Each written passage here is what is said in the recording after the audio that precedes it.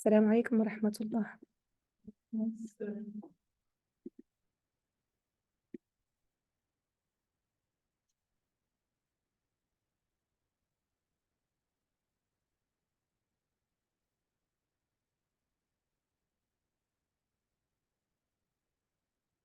Okay. Inshallah. All right. I will get started. Inshallah. I think I will have to sit here, right? Because Yes, they need yeah. to be, all right. Okay. Welcome, everyone. Welcome to our third edition of the parenting workshop here at Adams. I'm really, really excited today to be joined by a long-time educator and parenting expert in our community, also the principal of Pearls Academy, which is a tahfidh school, and they also have a secular curriculum that they offer. Alhamdulillah, mashallah. A really, really amazing program that I was fortunate also enough to be involved in its early stages. And I'm really, really pleased to have Nabila Huda here with us to share her insights, her wisdom, and her experience in parenting with you. I'll let her give you a bit more information about herself and her background and how she came to this field and what she does in terms of parenting, inshallah. Feel free to adjust the angle if you need. All right. Jazakallah khair. Bismillahir Rahmanir Rahim. Rabbi shrah li sadri wa yassir li amri.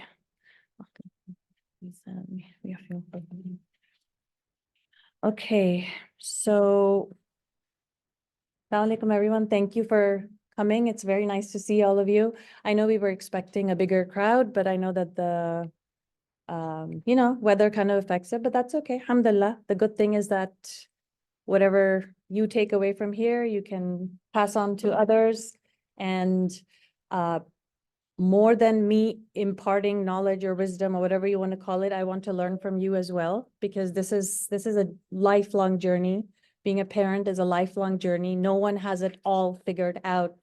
And it's like, oh, I read the books, I went to the seminars, I got it. Like, I know exactly what to do. I myself, I have 4 children, and it was different with each one of them. Just when you thought that you had one figured out, here comes another one who has a completely different set of personality and, characteristics and behaviors. And then you're like, okay, let me see what I can do again. So with that said, welcome to the seminar on school-age children development, school childhood development for children ages 5 to 11. Now, typically ages 5 to 11 are the students who are in elementary school. Age 5 is when they enter kindergarten, as you know, and then age 11 is around the time when they're in 5th grade, and then they go off to middle school. Now, this is a very, very tender age, and they're like sponges at this age. And I know you all understand that, which is why you're here, because you want to understand what is going on behind that tiny exterior of theirs. They have these minds and this personality that's just like bursting to come out. How do we understand that? How do we help them be good Muslims? How do we help them become citizens of the world who are self-actualized, who are well-rounded, who are good people, who are, are on the path to worshiping Allah subhanahu wa ta'ala. So there's a lot going on. It's that job that Allah has given us, alhamdulillah. It's a tall order, but we're all in it together, inshallah. So with that said, let's get started. Just a quick show of hands. How many of you attended the workshop which Sister Muzna and Sister Saida did for the birth to 4 years? Sister, you were? Of course you were. So I will be referring to certain things that they covered, because it's not like they turn 5 and then it's like a whole different set of, everything kind of blends into each other and it's like a continuation. So I will be referring to some of those things. I'll refresh it for those who have heard it, and I will kind of touch upon it for people who may not have heard it. So with that, let's get started, inshallah. Okay. Technical stuff is not my forte, and you will see that today, because you'll see me struggling between each slide. What we will cover today, this is an overview of, I'm not going to be going through it one by one like a class. This is a discussion. This is, everything is mixed in with each other. There's things kind of, we're going to be kind of going all over the place. I will try my best to tie it all in together so that it is beneficial to all of you. So we will be talking about the different areas of development. We will talk about factors that influence development during this age. We will be talking about what to expect from your school-age child.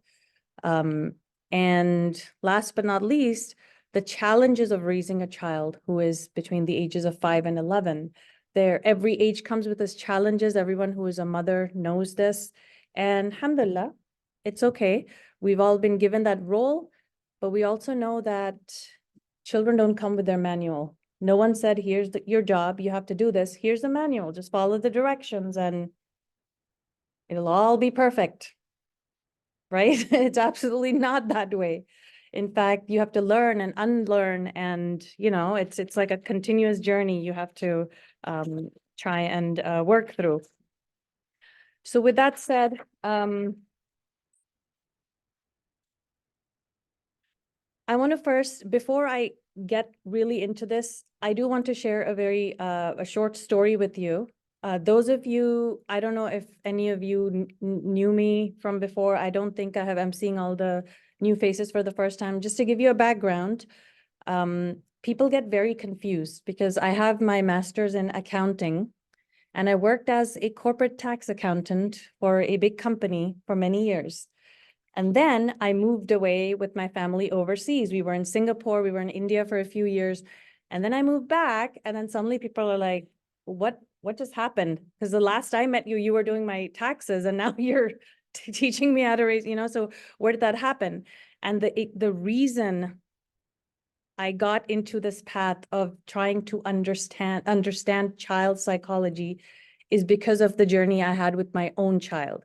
I have 4, as I told you, but my oldest child, similarly, I said, oh, this is easy. Kid is born, you change the diaper, you feed him, you do all this. My mom's there, she's telling me what to do. My mother-in-law is, giving me all her advice. There's, everybody loves to give you advice. When it comes to parenting, everybody wants to tell you, this is how you do it. This is do's and don'ts. I'm like, okay, fine. I have enough people. I have my village. I got it figured out. Lo and behold, this kid starts going from age 1 to 2, absolutely driving me up the wall.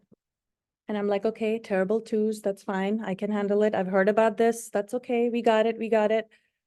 He turns 3 and it gets worse. I'm like, what happened? I thought terrible twos was, that's it, terrible 2. Then someone told me now he's a 3-nager. I was like, okay, all right, 3-nager. So let's see how we deal with this 3-nager. Then he went from a 3-nager to a 4-nado. Okay. So I was like, I don't know what is going on. This is not what I was expecting. I don't know what is going on. I said, okay, fine. You know what? He's a toddler. He's young. He doesn't know. He doesn't have the emotional capacity to be able to do certain things. When he turns 5, it'll be all better. Turns 5. It just wasn't changing. I was like, this kid is, I just don't know what to do with this kid. And then who do you think I started doubting? Myself. And in this meantime, I had my second child who was a girl who, now that I think about it, I think pretty much raised herself for the first few years, because so much of my involvement, my focus was on this one kid who I was like, I can't figure this kid out. So this is what kind of pushed me to being like, okay, let me spend time with this kid. Let me try to figure him out, because nothing that I'm reading in textbooks and what the pediatrician is telling me is making any sense. It is not working with this. So I got to figure this out myself. I'm his mom.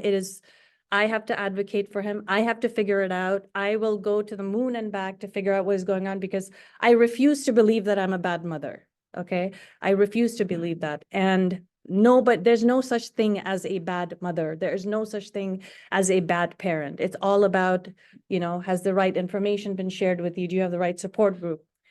So I wanted to give you that background, because that is the reason why I am sharing with you what I want to share with you today.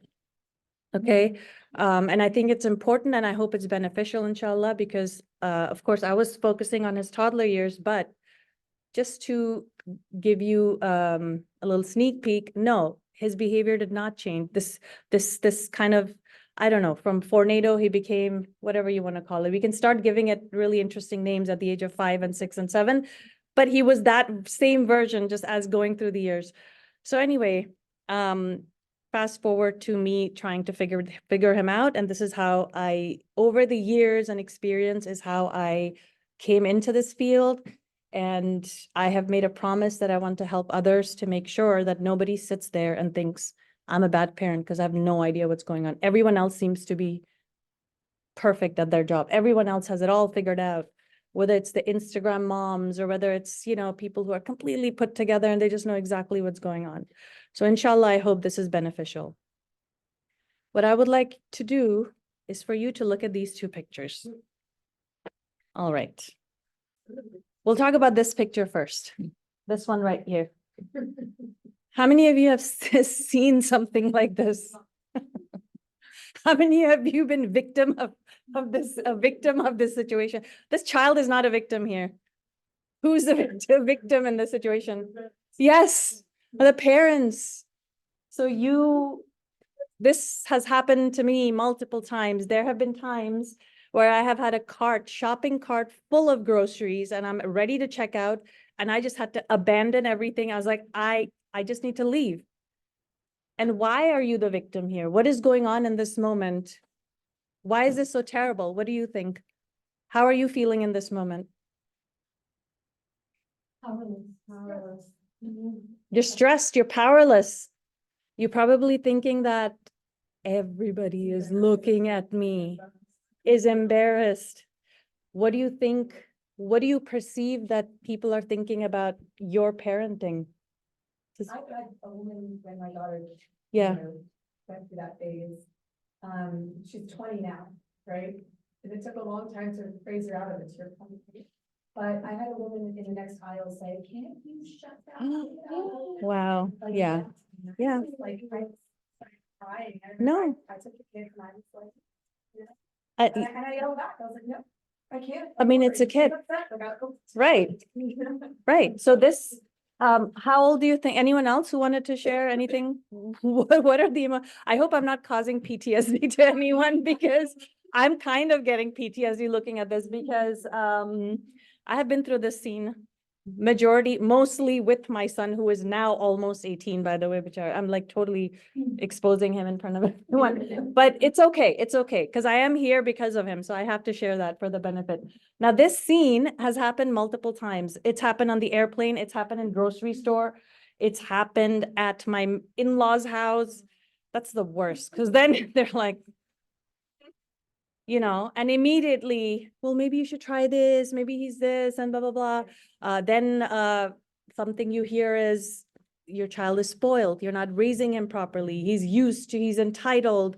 You have to be more strict. You have to say no to him. And you're just like, I've tried all of these things. I don't know what to do. But this is still okay because this child is probably not more max, I would say 3 years old, maybe 2, right? This is okay, because if it happens at this age, others will be like, that's okay. It's a 2-year-old. Most people in their right mind, they will say, it's fine. It's just a toddler. I get it. Toddlers are that way, right? So they are more forgiving. This picture, however, I searched for a picture of like a big child doing this. I couldn't really find any pictures. And the reason it's not out there is because maybe it doesn't really happen a lot, or maybe it does. I don't know. I found this picture. Now, this picture, this girl looks about, I would say, I don't know, at least 9, 10, maybe around that age, 8, even 8. Now, which one of these is okay? Like, if you were to think this happened to you in public and this happened to you in public, when would you feel more judged? You would feel more judged here, and you would feel more powerless here. Because once our kids hit that age of 5, you're like, oh, they're out of that kind of toddler phase. So I don't need to deal with this because they're not going to throw tantrums in public. Well, guess what? I went through that. This happened to me in public with my 9-year-old son. And I am not one of those parents who says yes to everything and I'm spoiling my kid and I'm like, yeah, whatever, I don't guide him, or if I don't correct him. I was doing every single thing in my power, every single thing. And I was like, nothing is working with this kid, but here I was. And then it was like, I don't even have an excuse anymore because he's not a toddler. What do I do? So this is what really triggered something in me. I was like, I know something is going on and I have to figure it out. We had him assessed for special needs issues. We had him assessed for autism, ADHD, like the works. Absolutely nothing. The doctor's like, he's totally fine, because it was like a lot of times other people wouldn't even see that behavior, but it would just randomly come up here and there. And, I just had to figure it out. So this is why this age group of 5 to 11 are important to understand, because it's not as straightforward as we thought. And this is why it's important for me, it was important, because this was like, I'm done, right? So let's talk about the importance of understanding your child. Now, of course, all of you are here because you want to understand what's going on. You want to understand your child, or you want to understand yourself, right? The first thing I'll say is parenting is one way for us to fulfill our duty to Allah subhanahu wa ta'ala. That is something, a job. When Allah blesses us with a child, whether they're biological children or adopted children, or puts a child in your care in whatever capacity, this is your way to fulfill your duty to Allah subhanahu wa ta'ala. Allah subhanahu wa ta'ala said, these are your duties to fulfill the rights of that child, right? You have to raise them as a Muslim. You have to give them the love and affection. You have to create an environment of trust and peace and security, right? These are the things we do. And it is a form of worship. One of, the mother who is up at night nursing her child and cannot go and stand in Taraweeh for, 8 rakahs or 20 rakahs. This is why scholars and people around us tell us, don't feel bad about it. You're not missing out on worship, because that is also a form of worship, right? So parenting is a form of worship. And so that's why it's important to understand our children. And parenting is not possible without understanding. It just isn't. I know a lot of times, and sister, you will remember, one of the analogies that was used for the workshop for children from birth to 4 is that, your children are like the plants that you're nurturing, right? And they're sort of in a greenhouse where they're still getting the sunlight and they're still getting the nutrients, but they're still in a very protected kind of environment. But if you really think about it, that's not literal, right? It's still pretty straightforward. This is what you do so that your plant grows. You give them sunlight, you give them water. You check the boxes, and majority of the time you're going to have a flourishing plant. I, of course, learned the hard way that just because you're checking all the boxes is not guarantee that your child's going to be this amazing, perfect kid. And you're just going to be like, I have it all figured out because I followed all the books. So that understanding is very, very important, understanding the child and yourself. And the reason I put a star next to it is because I'm going to come back to it and explain it a little bit more.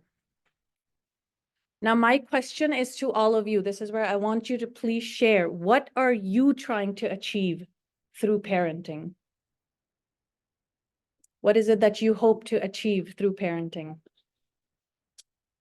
Raise Muslim kids. To raise Muslim children, raise them, raise the next generation of Muslims, rather. Absolutely.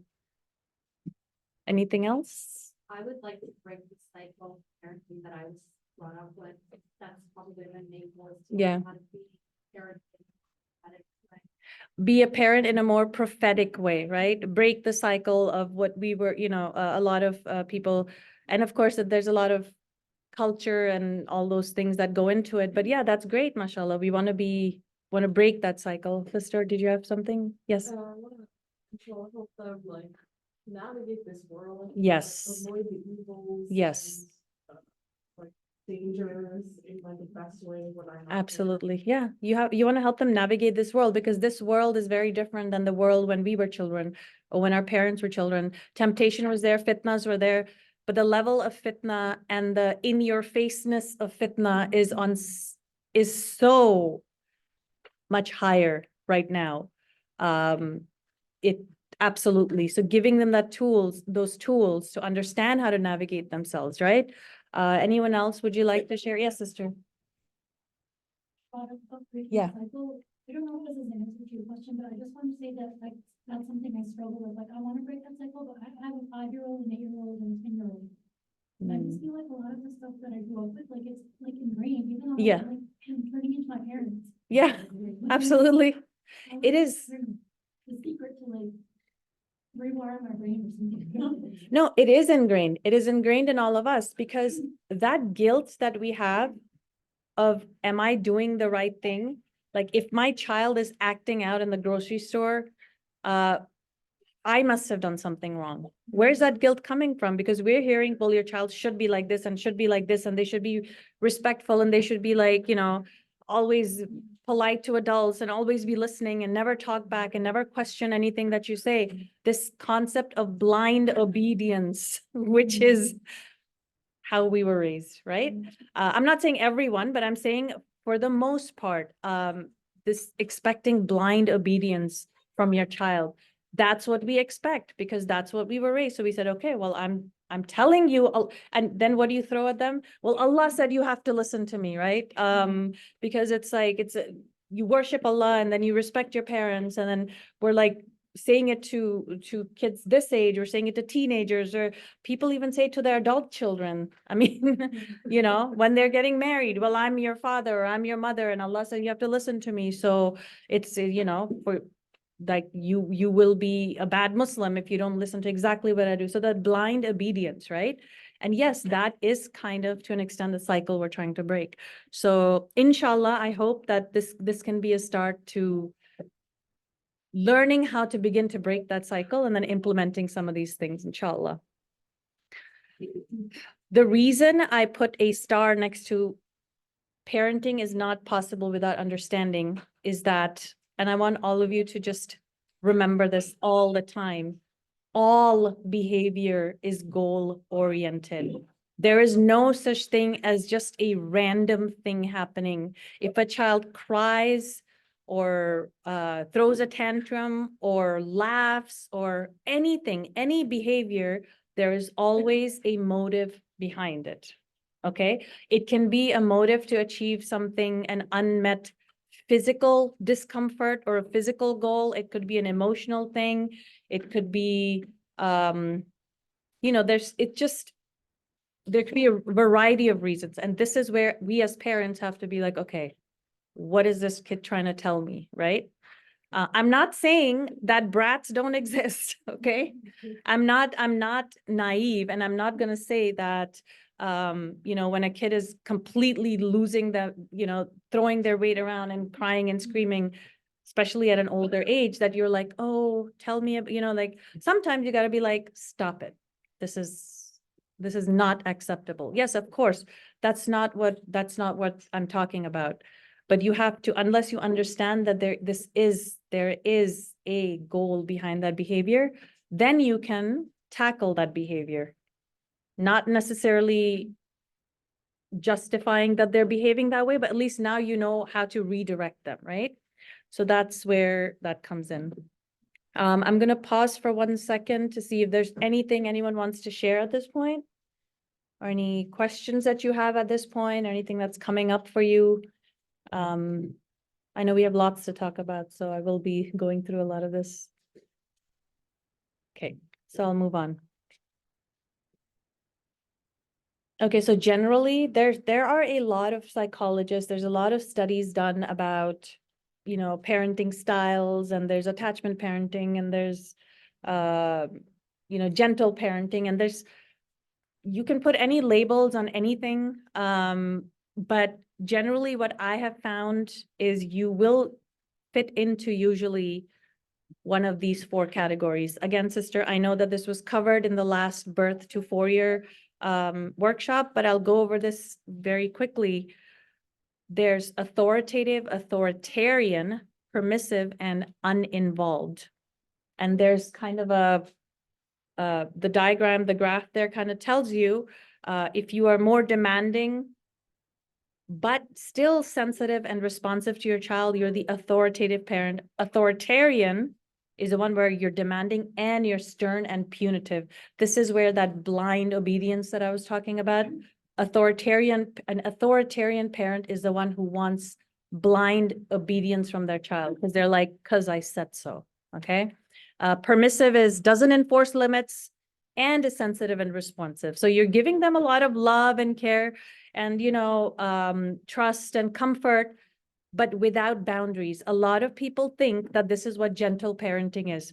Permissive parenting is not what we mean when we say gentle parenting, okay? I will go more into that. So if you are a parent and your child is just walking all over you, you don't know how to say no to them, maybe because you just don't, some days you're like, I just can't. Yeah, just take the iPad. Yeah, just have the 8th cookie. That's whatever. Now, I'm not saying that it's wrong to do that. I don't want you to judge yourself for doing that because you are a human too. You have your physical and emotional and mental capacity too. It's okay. This is what I'm saying. There's no such thing as a perfect thing and you just have to be perfect all the time and the correct way of doing everything all the time. Absolutely not. But in general, what is your thought on which one of these is in line with Islamic values? Because Islam has all the answers. We know that, right? There's no question that has been left unanswered. So based on your knowledge or your kind of understanding of what that prophetic parenting looks like, as the sister said, what do you think? Which one of these four would be in line with Islamic values? I would say in the middle, all of them, Okay, because I can be permissible, like 100%. right. At the same time, I want to be authoritative, right? But, Mhm. not too much. I mean, there's some stuff that we want them to do or achieve. Right. And it may be not a right time to give explanation. Yes. Like, I got 11 years old, girl, that she's in the middle of being I'd say teenager, right? And she's like, sometimes, why can I do that? And like, Yeah. I'm always telling her, it's not a time for me to give you the explanation because your brain is not, Right. fully developed to understand some concepts. Yes. Yeah. Just do it, trust me. because Yeah. I have 40 years experience and you only have Yeah. 11. So Yeah. you have to trust me until you get to 18 or something, so you can maybe juggle and. Yeah, absolutely. And that's a very, very, very like valid approach in our head. I completely agree with you in that sense, but how easy it is for, I don't know if your daughter understands, but it's rare for us to say that to our child and they're like, oh yeah, I get it. You're absolutely right. You don't have to worry about it. You don't have to tell me about it, right? That'd be amazing because to be honest, that's the daughter I was. Like, okay, mom says, no, this is not the time for it. Okay, you just don't question it. This doesn't mean that, I was just like this, like, like I had no rights or I couldn't ask questions, but it's just, there is a shift in the understanding and the cognitive ability and how evolved a child's awareness is. I was blissfully unaware of everything till I was probably in high school, maybe, or I don't know. I mean, the kind of thing, and I see children day in and day out. I see students, I see my own children, the kinds of, and brother, I know exactly what you're talking about, because a lot of times they'll hear something, especially if it's in school or their friends are talking about something like, oh, I saw this video on TikTok and she comes to you like, oh, what does that mean? And you're like, you're kind of stuck in this place where, how do I address this? Because I don't want them to know what this is. But then at the same time, she's asking me what this is. And if I don't tell her, she's gonna go ask someone else. She will find out somewhere or the other, because some people, some kids are like that. They have that inquisitive mind. They will not take that for an answer that, oh, I don't need to, don't bother yourself with it. There are some kids who will push and they will say, no, you have to tell me, right? So of course that comes down to the personality. Anyone else, what do you think? In terms of Islamic values, which one do you think is in line with Islamic values, or which is the quote unquote right way to be?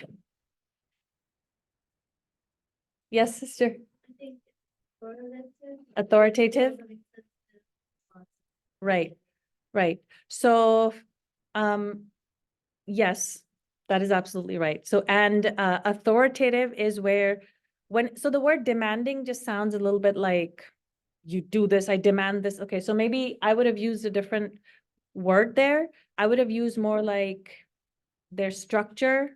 There's more guidance and structure there, but you are still sensitive and responsive to your child.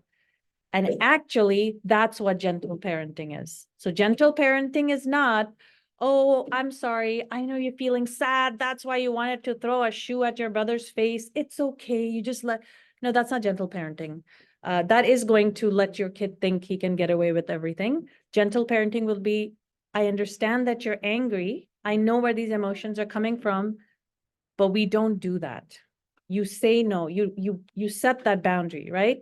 And that is very important. And saying it once is not gonna work. You don't just say it once. You have to say it over and over and over, and you're gonna think it's not making any difference, and you're gonna think that they're not listening. But one fine day, you will suddenly see that, oh, they do get it. They were listening, because they always are. Believe it or not, they are always listening. And when you have that sensitive and responsive side to you, they feel like they want to listen to you, because they feel like they trust you. They feel safe in your company. They feel safe in your hands. So they are more willing to listen to what you're saying. And this is why I put this. Do you expect blind obedience from your child? You don't have to answer it. Just think to yourself. You can share it if you want, but just think to yourself. I'll be the first one to say that with my first child, I did expect blind obedience, because that was what was expected of me. That's what I thought was, this is how you parent a child. I'm the adult. I said so. That's it. I said, 9:30 we're doing this. I said, you can't watch this show. I said, you can't go here. That's it. How dare you question me? Because now you're questioning me, which is, you're being, that's not good manners. You're being disrespectful. Those of you who are familiar with Urdu, my mom's favorite word was badtameez, right? Like, basically that means that you don't have manners. Like, it's just, even if you're not yelling or anything, just question, oh, why? Just even asking why was like a sign of, oh, this is this insolent behavior. How can you question me? Are you questioning my authority, right? Absolutely. And yes, I did expect this. And then it's that same kid who had a meltdown in public at the age of 9, where I was like, oh no. So yeah, it does come back to kind of haunt you later. Yes, Hazima. So I know like when we were growing up, right? It Yeah. was blind obedience, but it also, and I'm talking like as Yeah. a parent, it also hurts me a little when our parents that are still alive, they're fitting in that permissive.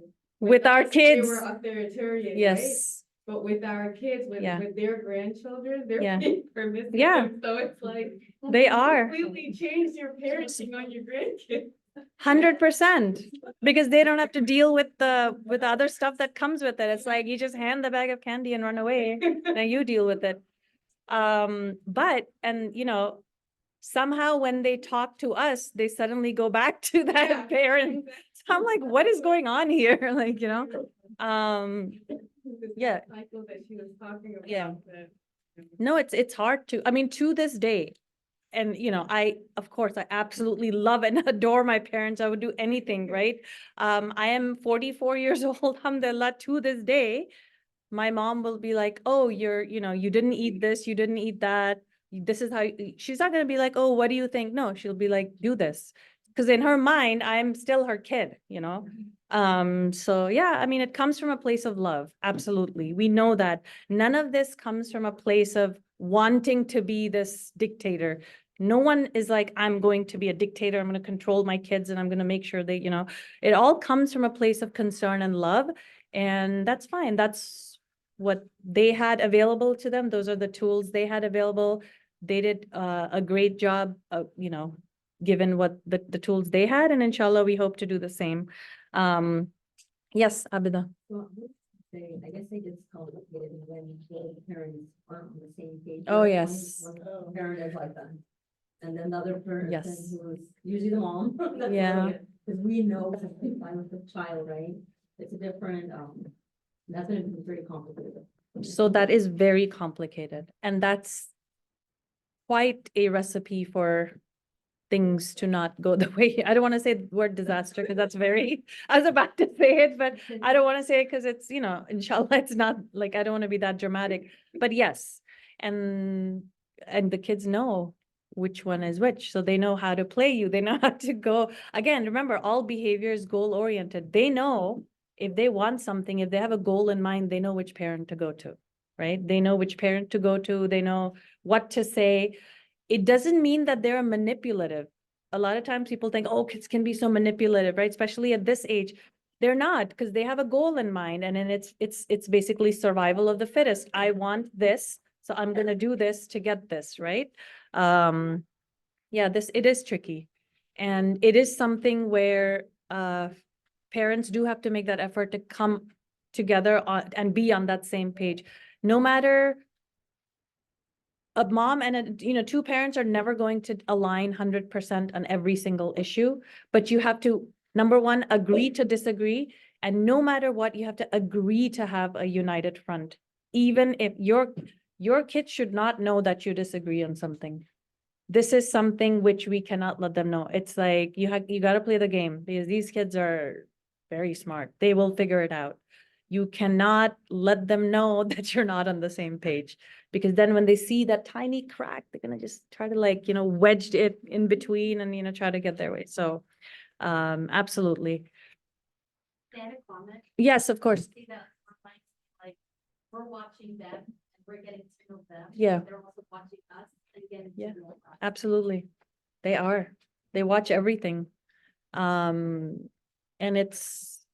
And I see this as anyone who's an educator or a teacher, you see this because they come in, by the way, they go tell their teachers everything. So, so all the things, the things that you don't even know they notice, or like, my mom did this and she kind of yelled at my dad because, he trimmed his beard in the sink. And then it's like, let's go back to phonics, guys.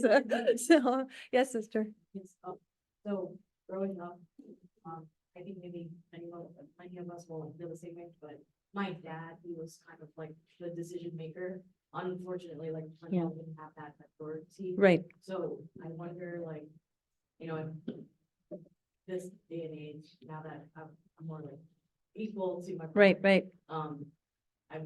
But I still have that, this doubt that they won't listen to me. Yeah. So. Yep. That is called cultural baggage and we all have it. And I'm glad you said that because one thing we're going to talk about is how the factors that affect development, specifically emotional, social emotional, psychosocial, that development, family dynamics play a huge role in it, right? So we're going to talk about that. So I will come back to it, but you're absolutely right. That plays a lot into it as well. Okay, so just to give you a quick overview, areas of development are physical, what's going on with your body, cognitive, social, emotional, or psychosocial, depending on, you know, they kind of intertwined. Social emotional is more like the feeling side of it. And spiritual, again, spiritual, I put with a star again, because spiritual is a little bit more fluid. It's not as straightforward. It can kind of, they can be anywhere. You can never say that, you know, as they grow older, like an 8-year-old will be more spiritual than a 5-year-old, and what does that mean to them? So that's a very fluid term, but yes, that's kind of there in the background, but I will go into that too as well.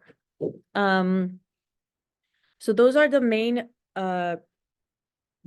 developmental areas that we will be talking about. And I won't be going into too much detail into the physical development. I do want to touch on it because physical development definitely, it definitely affects the other areas of development, especially social, emotional, and all that. So physical development in children ages 5 to 11, what exactly is going on, right? This is just, so usually they gain an average of 6 to 7 pounds each year, grow a little more than 2 inches a year, increase in head size by about 1 inch. Now, this is very like technical medical stuff. This is something you know, if they see a pediatrician or they see a doctor on a regular basis, they do their wellness checks. This is something you kind of know, like, okay, this is expected. You know, when you go to the pediatrician, they have that chart and they say, oh, this is the chart and this is where they are, this percentile, that percentile, as long as they're within a range. Pretty easy to keep track of, right? Because you're like, you see it. Now, the truly noticeable changes that come up between the ages of 5, this age group, are usually associated with the early signs of puberty. Now, this is a very, very, you know, this topic gets parents very worried and anxious, and rightly so, I understand. The early signs of puberty can appear as early as 8 for girls, okay? And usually the average age for the onset of, you know, puberty is 10. The average age of reaching puberty is 10. Again, you have to understand, this is not an overnight change. This is like a change that happens over 2 years usually. So you start seeing early signs, and then, you know, you see more progressive changes, and they're more noticeable, right? Usually you'll see a very huge, like a shift in the way they carry themselves, or their posture, or the way they move, the way they walk, the way, how close they stand with someone else. You start seeing it, you start seeing those mood swings, and that's not really physical, but that's attributed a lot to early signs of puberty, right? For boys, usually early signs of puberty can show up as early as 9. And the average age for a boy to reach puberty is 11. This has gone down significantly in the last 2 decades. What are the causes of it? I don't really know. There's a lot of conjecture out there about, oh, it's the diet, it's the, okay.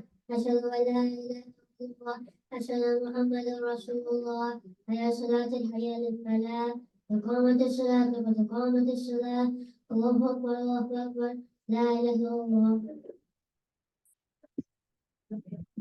Are they praying right now? The Sunday school, Yeah, that's what. the Sunday school kids, they play right now, so they released that one.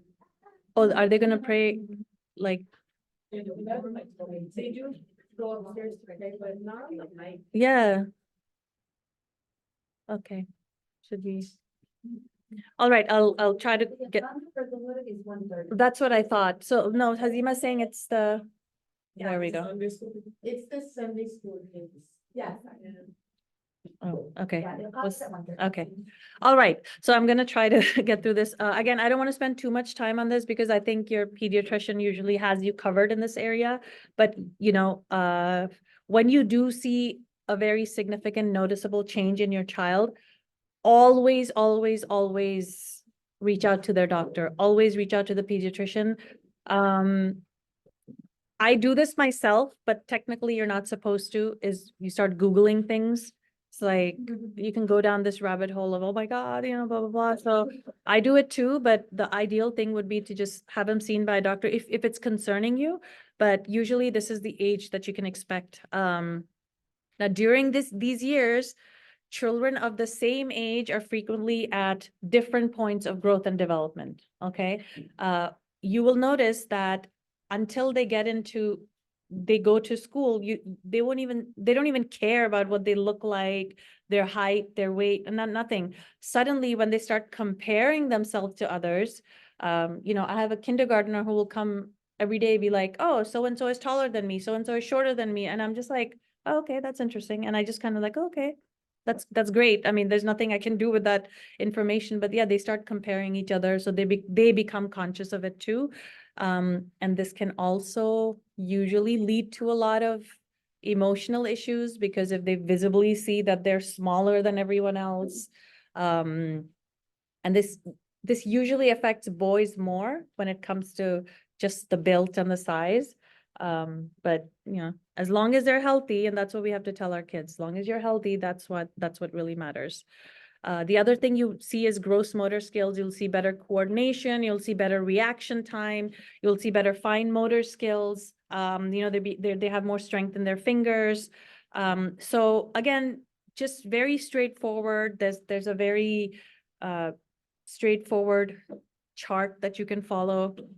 What you as a parent need to do is just ensure proper nutrition, make sure that they're playing outside, they're getting lots of physical activity, they're getting their regular checkups. That's, for us, the biggest role as a parent is to just keep an eye on those things, because we can't control how they're growing and, you know, when they're growing. So a lot of it depends on genetics too, so.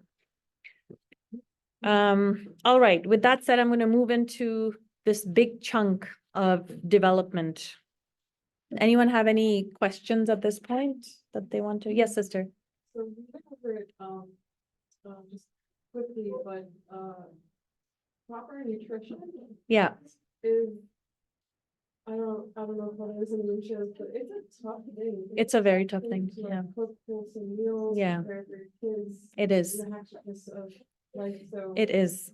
If other moms or anyone wants to share tips or tricks that like help them incorporate good nutrition into their, No, diet, it that would be is a awesome. tough thing. And usually the reason our kids end up eating more processed food, because it is easier and it is a quick thing, like, oh, let's order out, or let me, you know, open up a box of whatever, mac and cheese. Again, you know, we just want to feed our kids. We want them to at least get that nutrition. But yes, what is in their food definitely is going to affect a lot of things.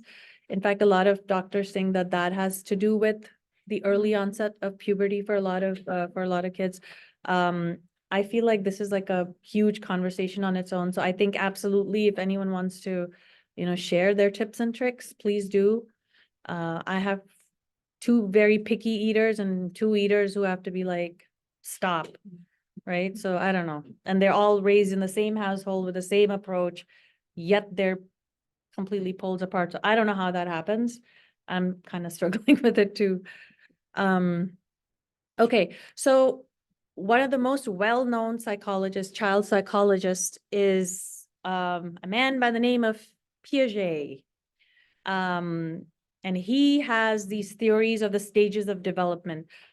I don't know if you can see this, but if you look here, usually the age group of 5 to 11 are not bundled together, because as we all know, there's a huge jump. When you hit 7, there's a huge jump.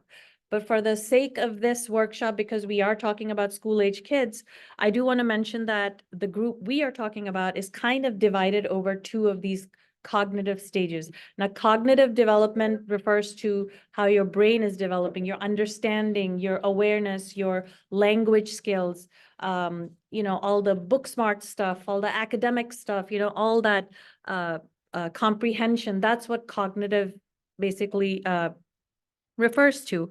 So the kids who are like 5 to 7 are more in the pre-operational stage. I will talk about what goes on during these stages. And then once they hit 7, they go into a concrete operational stage. There is a big jump. A lot of you sometimes will be like, oh, I have figured my kid out. I know this is what makes him tick or makes her tick. This is what they do. This is what they like. This is their personality. Then they suddenly hit 7. And then you have like mom chat groups being like, oh my God, my kid is like going crazy. And it's somehow always a lot of times just around the time they're about to turn 7 or 8.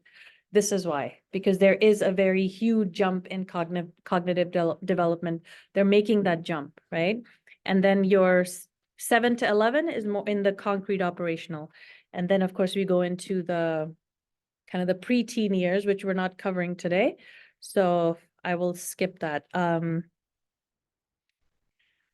pre-operational stage, for the purpose again of this workshop, we're just referring to kids from 5 to 7.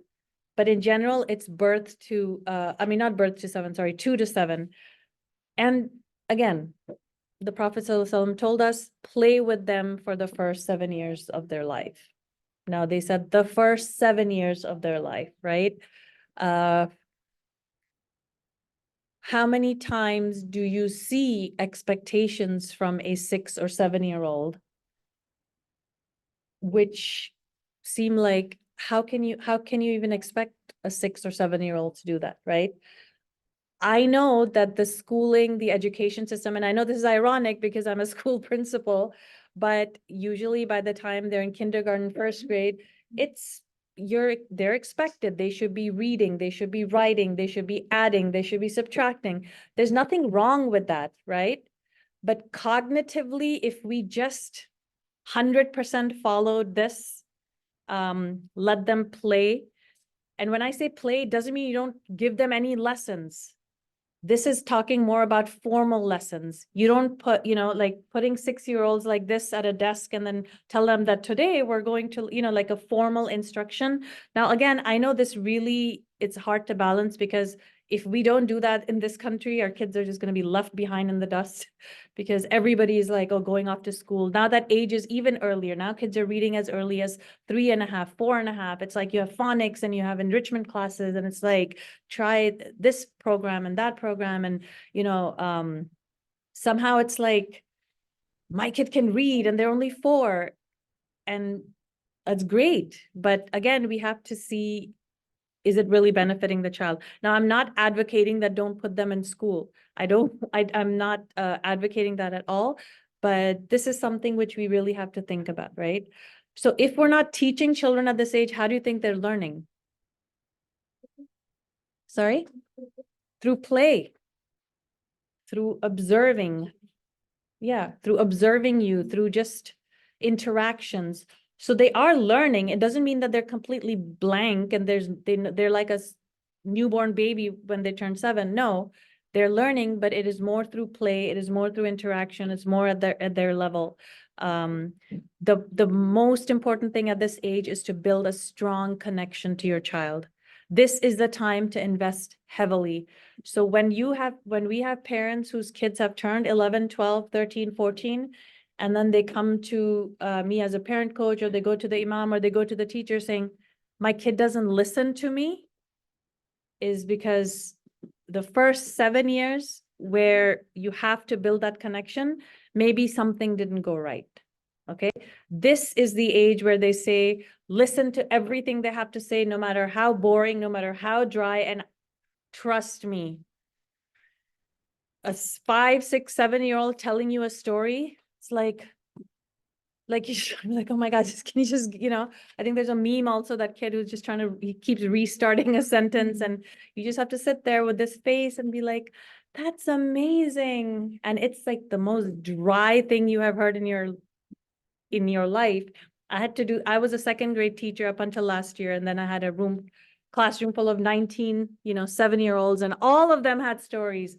I was like, wow, so you saw a brown rabbit on the way, and wow, you saw this. And it's okay.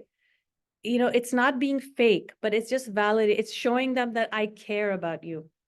Because when you listen to the stuff that's not important at this age, when there is stuff that's important later on, they know they can come to you and you will listen to them. And they're not going to believe it. You can't just say to them, oh, I'm here for you. No, you have to prove it to them. They're not just gonna take your word for it, right? Yes, sister. I think one thing that I struggle with is learning to play. Like, I had to get my mind out of that idea, like, they're not learning math and reading through play, that's not the goal, but what are they learning? Like, relationships, interactions. Yeah. How to be a kind, human, Muslim, like, positive mental society. Right. All of those are things that we want them to learn through play and their relationships, and that's not something they can learn necessarily seated at a desk. Of course. Right. So the expectation is not they're learning math and reading and writing through play, that they learn later. So while they're not learning reading and writing through play, they are learning number sense. They are learning phonemic awareness, just the ability to distinguish between sounds. You know, that's not the goal, but yeah, but it is important that because what phonemic awareness is like the precursor to being able to learn how to read later on and through play. So you don't say that, oh, I'm going to play with these kids. Actually, let me go back a little bit. So in preschool, and I have taught preschool before as well, when we come up with activities and we plan activities for the preschoolers and kindergartners, some of these activities are where we think, oh, how can we play so that they get the phonemic awareness, right? So while it's not official phonics that they're learning, but just phonemic awareness, can they keep, up with the rhythm? Can they keep up with the beat? Can they say something is bigger, something is smaller? And it's not, some will learn it in the first day, some will learn it after 2 weeks. It's very fluid. It's very like, it's not like a lesson for an older child where these are the learning objectives and I'm going to teach this and I'm going to check to see that they learn it. It doesn't happen that way.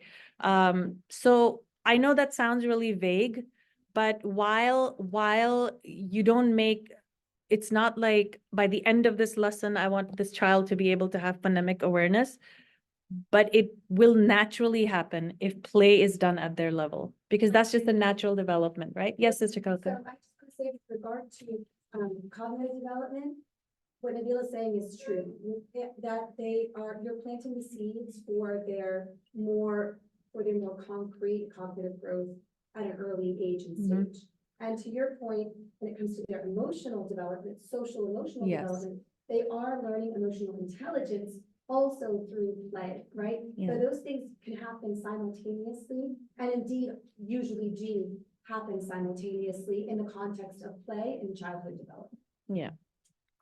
Absolutely. So, like prayer is one of those things, right? So if a child sees you, making salah and they come and they just join you. So even if they're going through the motion, what they have learned is the importance of prayer. This is something my mom does every day. Maybe they don't see you 5 times a day because they may not be awake for some of it, but it's like, I see my parent, they're up there, they're doing it consistently. So that's something that'll stay in their mind that this is something that has to be done. And then, of course, once they, start memorizing and learning du'as and things like that, then they understand exactly what it is and making that connection to why do we pray and those things, right? So we can tell them all that we want, that, oh, it's Allah and He's made everything. And they love it and they'll say it to you that Allah made everything. But exactly what that means, that connection, is very hard for them to make because Allah is an unseen entity. It's very hard for them to connect something like that because they still need tangible things at that time. So this is the age where they, like 2nd grade onwards, this is where their advanced reasoning develops. Their thinking becomes better organized, more logical, systematic. This is where they can sit down and, if the teacher gives them a worksheet to do, they can do that. I'm not a huge fan of worksheets, but that's fine. I'm not saying they're evil, but there's benefit to those too. Yes, sister. Yeah. But I'm thinking about like the unseen things, right? Yeah. So, like the hard things that aren't in the realm of the unseen, right? Like Right. the genes, the egos, blah, blah, blah. So like me personally, like I talked to my son, my daughter about like Allah, the 9 names of Allah. I do talk to them about angels when they go to sleep, like because you're scared. Right. It's like angels, like these are unseen though. I Right. do talk to them about gin sometimes when they're any pathetic stories and things like that, but that's not like detrimental to them. My son is, No. I'm asking, that's a Right. question, not a statement. So, okay. Like, or my daughter's, I want to agree, Uh-huh. but that's not like a scary thing, right? So sometimes it can be, but this again depends on the child, right? I used to be really scared of the thought of like even angels, because to me, I was like, who's around, like who's around me, like, because so while it's not detrimental, like you can't say that if you do this is detrimental. Again, it just comes down to your child. What are they saying to you about it? How are they behaving after you tell them something like this? You take cues from them. Are they expressing that? Are they like spooked out by it? Like if they're expressing that, then of course you can pull back a little bit. But it's not to say that just because you say this to a kid, it's detrimental. I don't know if you want to add to that, Sister Kauthar. Yeah, I think it depends on the child, and I Yeah. think that, with regard to child development, while this is the concrete operational phase of childhood development, this is also a phase when children have what we call magical thinking. Yeah, Right? And so, that's when you are talking to them about things that are unseen, you're plugging more into the fact that they're magical thinkers at this age than you are to this concrete operational phase. And while it seems contradictory, they actually both coexist at the same time. So, and I think that when it comes to things that we can't explain concretely to children, when it comes to nuance, it really depends on the temperament of the child, right? yeah, Because you're talking about typical stages and phases of development, and then you're talking about a very individualistic child with temperaments. And those two things come together in each individual child with different mixes, right?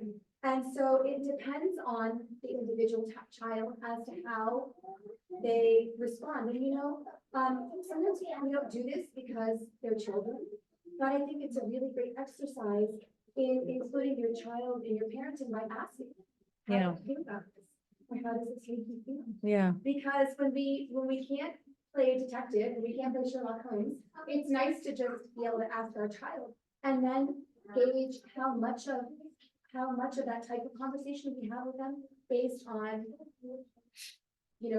what you observe of their emotional responses, psychological and spiritual responses, as well as to what they're able to articulate about how they feel, which isn't always accurate, right, in 7 to 11, but they are getting there. And you're Yeah. also, that's a teachable moment because you're teaching them how to reflect on their own feelings. So Yeah. you're hitting 2 birds with 1 stone. yeah, And kind of have something, Yeah. so when my son was around that age, he had learned about hellfire in school. Yeah. Islamic school. And so he would draw like hellfire and people, and I was so scared, I was like, oh my God, he's gonna grow up. But like, he's very kind, but it's just like for expression, they draw it. You think, oh my God, what's wrong with my kid, but as they get older, they normal out. you're talking about before he hit 7? Yeah, when he was in Secret to Adams, so he had learned about it there. And for me, I was like, I feel like that's a lot of exposure for the but, Yeah. like they draw it, they don't act on it, of course, Yeah. they learn so much. Yeah, But I think like the drawing is like a good expression of like, showing it and then it's kind of like it's done. I mean, he Yeah. still loves scary movies and things like that. yeah, But everything with like balance with him, so. yeah. And I know Straisha's son very well, Hakeem. He's a very logical, very like, he'll be like, no, this makes sense. Like everything is, so it's like he just told himself, and that's your child, right? So he was able to rationalize it Right. in that way. But some children don't. Some children just feel like, what feeling are they getting from this? Some children are more emotional, right?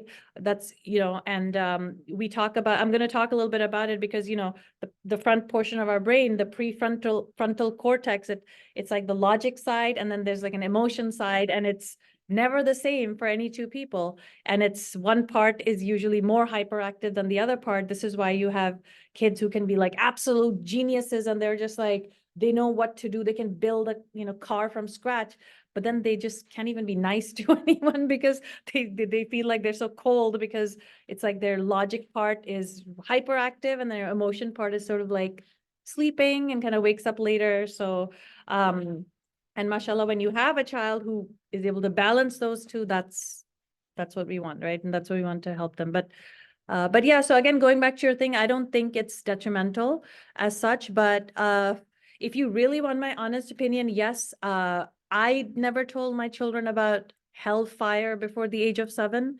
But that's just me. Again, because that depends on your child, right? So, but you're talking about angels and just like the unseen, right? That stuff, the good stuff, the good unseen stuff, right? And that's fine because it does give them that comfort. Also, it depends on, do they have a reference point to what the unseen means? If you have a child who's exposed to like spooky stuff and Halloween and all these kind of things, when you talk about the unseen, that's the reference point they have. So it is going to be spooky to them, right? But then when you have a child who doesn't have all those references, to them, it's going to mean whatever you tell them it's going to mean, basically, right? So yeah. Yeah. Right.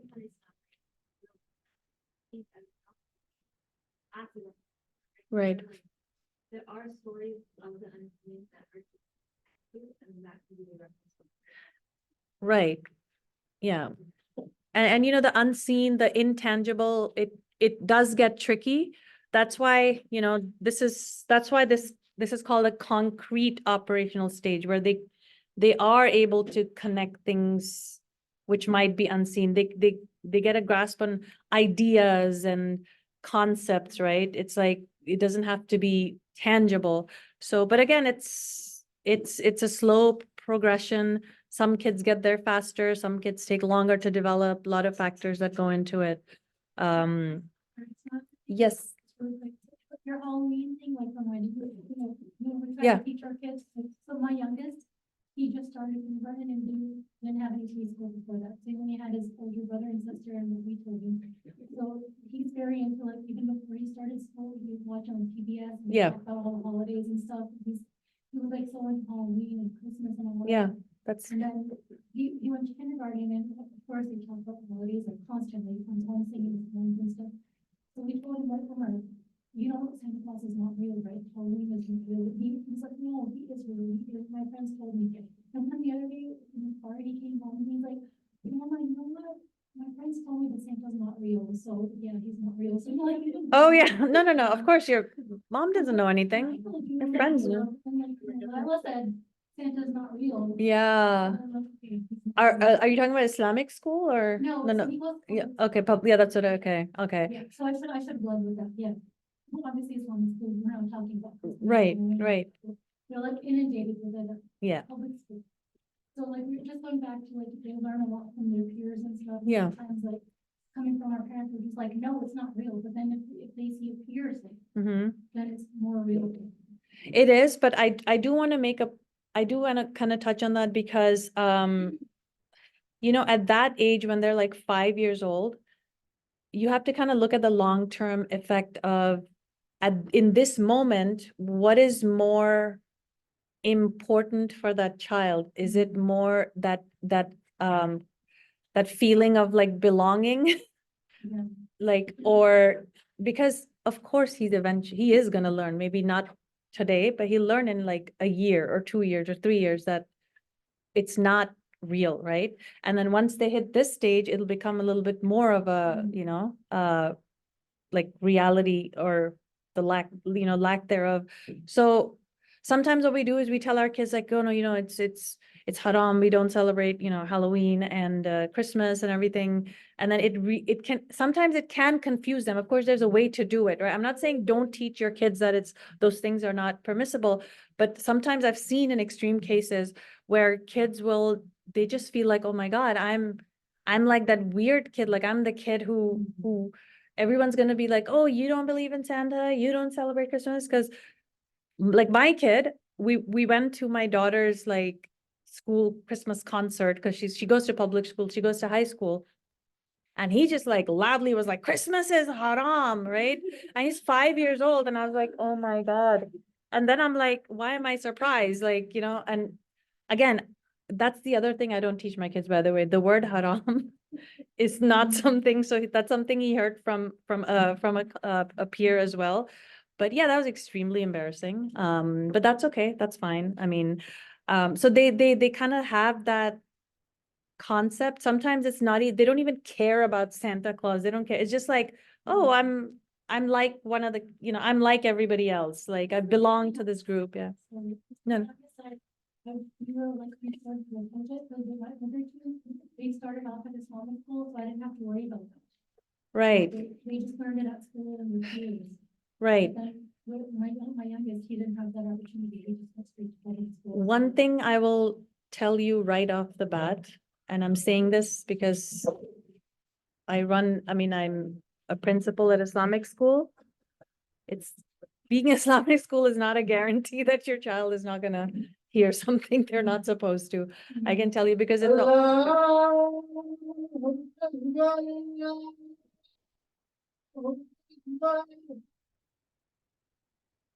Allahu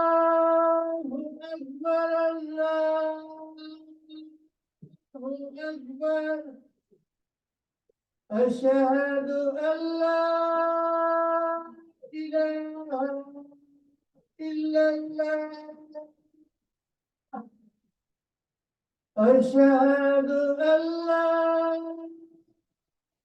إله إلا الله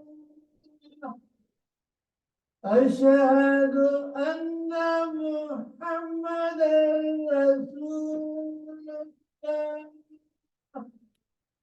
أشهد أن محمدا رسول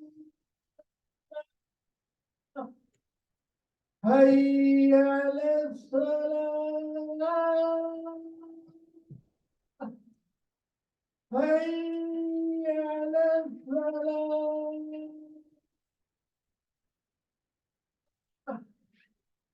حي على الفلاح حي على الفلاح الله أكبر الله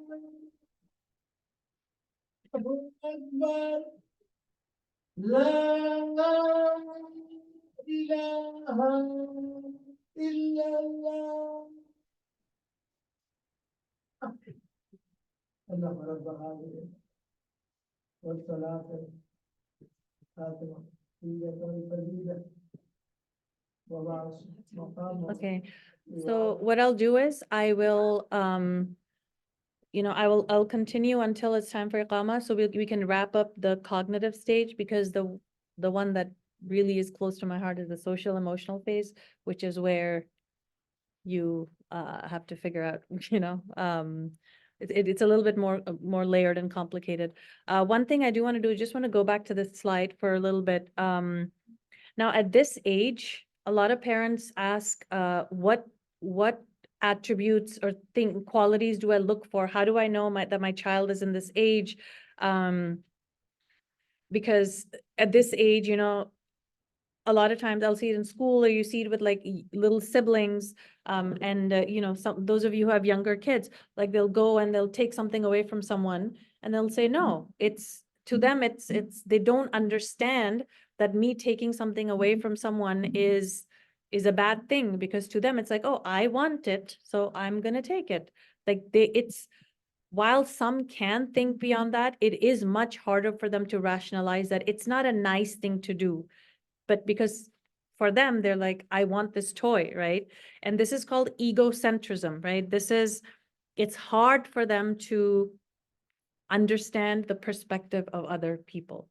It is hard at this age, until the age of 7. Now I'm not saying it's really hard up until the age of 7, and then suddenly they wake up on their, the morning of their 7th birthday, and then suddenly it's like, they're self-actualized or anything like that. It is a journey, and it gets easier and easier and easier. And as they approach that age for 2nd grade, you start seeing that awareness, you start seeing the interactions, and, when they're forming peer, the friendships, this is when they become conscious of how what they say and what they do affects other people.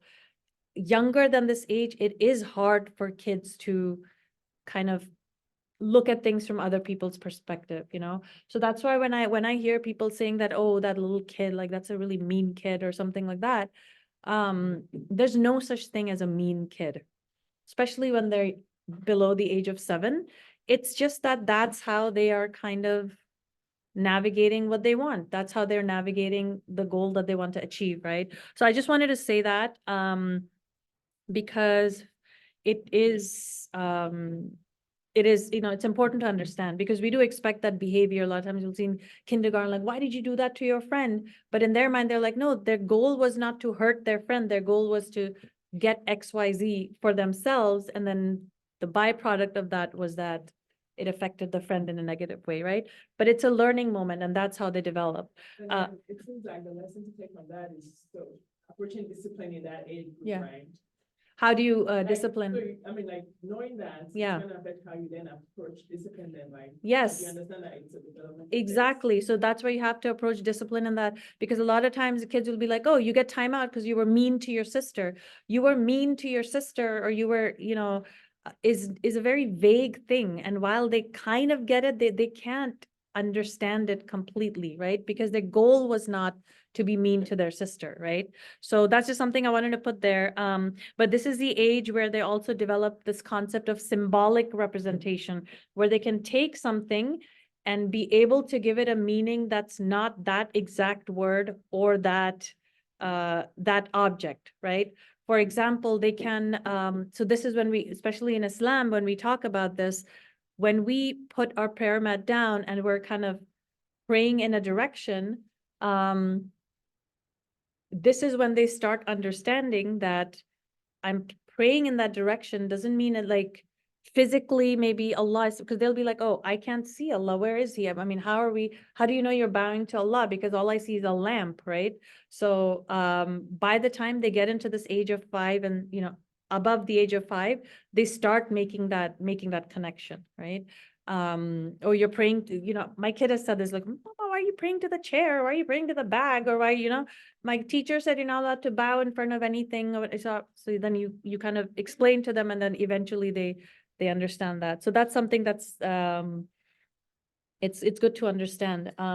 Which is why when you talk about hellfire to kids younger than that age, that's why it can be detrimental, because it's like this punitive kind of this, you know, understanding of, oh, if I do this, I'm going to get punished for it. And, you know, because they can't grasp it, right? They can't grasp it at that time. So this is a really fun age where they're like sponges. They absorb every single thing. This is when, if any of you think, you know, want to get your children into hifz or anything, inshallah, perfect age. 7 to 11 is like, they are like sponges. They will do majority of their memorization in this age, and they can, of course, they may not complete it in this age. I guess ask this question, especially at Pearls, because it is a hifz program. And yeah, this is the right age. This is where they will learn everything. This is where they're just like, they're hungry. Their brain is growing and they just want to like learn everything. This is where they will learn, they can learn 3 languages. I know that you do that as a language development happens at a young age also, but this is a wonderful age. I love it. You see that the lights, their eyes sparkling, and then like light bulbs going on. So because suddenly things click and they get it. So it's a wonderful age, mashallah. And this is called a concrete operational stage. Any questions on the concrete operational stage and how it's different from the pre-operational stage? You see the difference between the two once they hit 7. Yes, sister.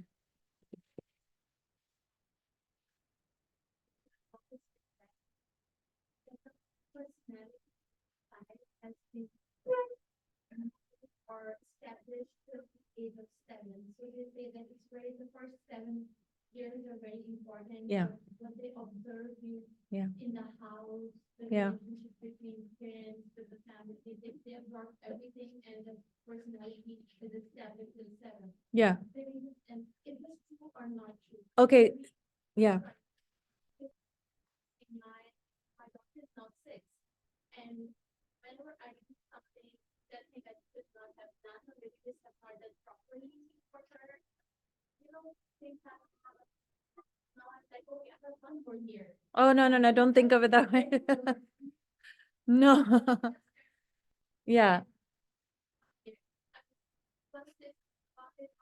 What is that? Okay, so I have not, I mean, I've read that, yes, the first, like the first 7 years are where you build a bond with them and that security. But it doesn't mean that by the age of 7, again, like, I don't know if you were here in the beginning, but my 9-year-old son, I had no idea. So like I started figuring him out at 9, right? So alhamdulillah, I was able to kind of make a difference, but there's no like deadline or something like, oh, if you by that point they can't unlearn things. Absolutely not. You can unlearn at any age, because after a certain age, children also develop what's called ego strength, which is like if everything naturally is going one way, it's the ego strength that tells them, no, I'm going to do it this way. It's that ego strength that where you're so angry at someone and you're just so mad at your sister and you just want to go and hit her. But the ego strength tells you, no, I'm fuming, but it's not something I'm supposed to do. So I'm not going to do that.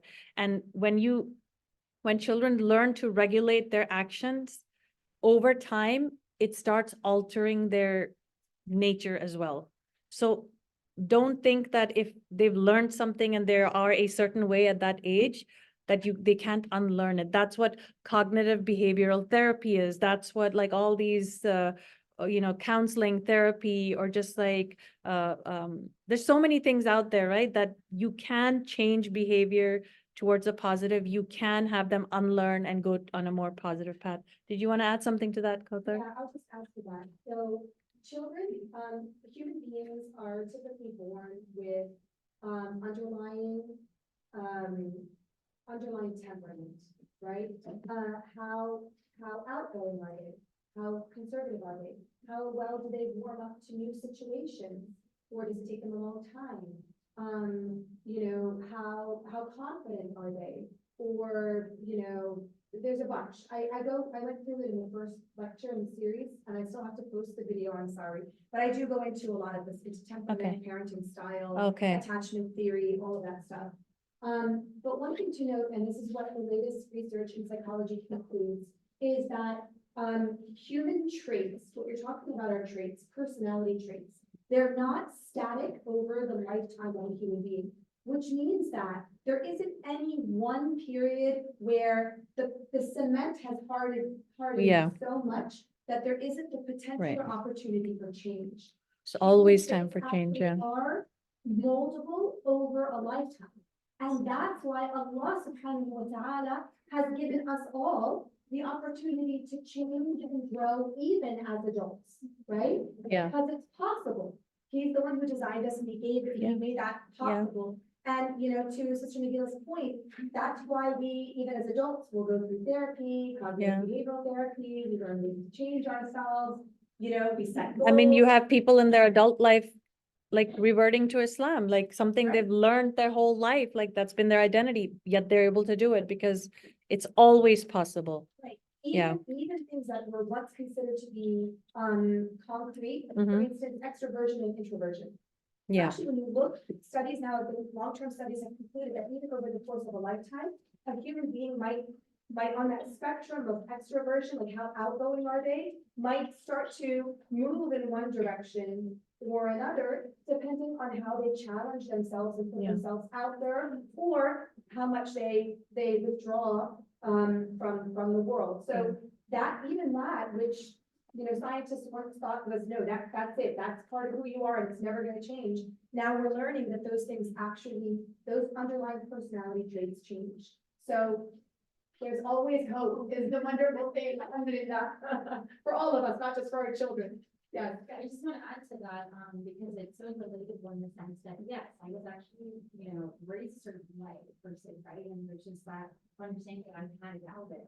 But then later in life, right, as once I got married and I took that advice, and I discovered so much about my own self that I knew that I was, right? So sometimes it's, about your environment to get an opportunity really to explore your own self too.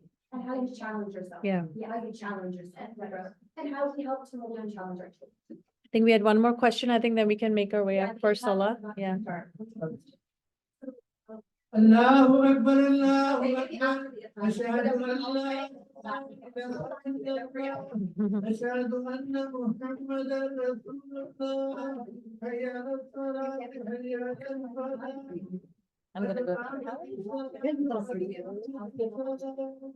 Allahu Akbar, Allahu Akbar. La ilaha illallah.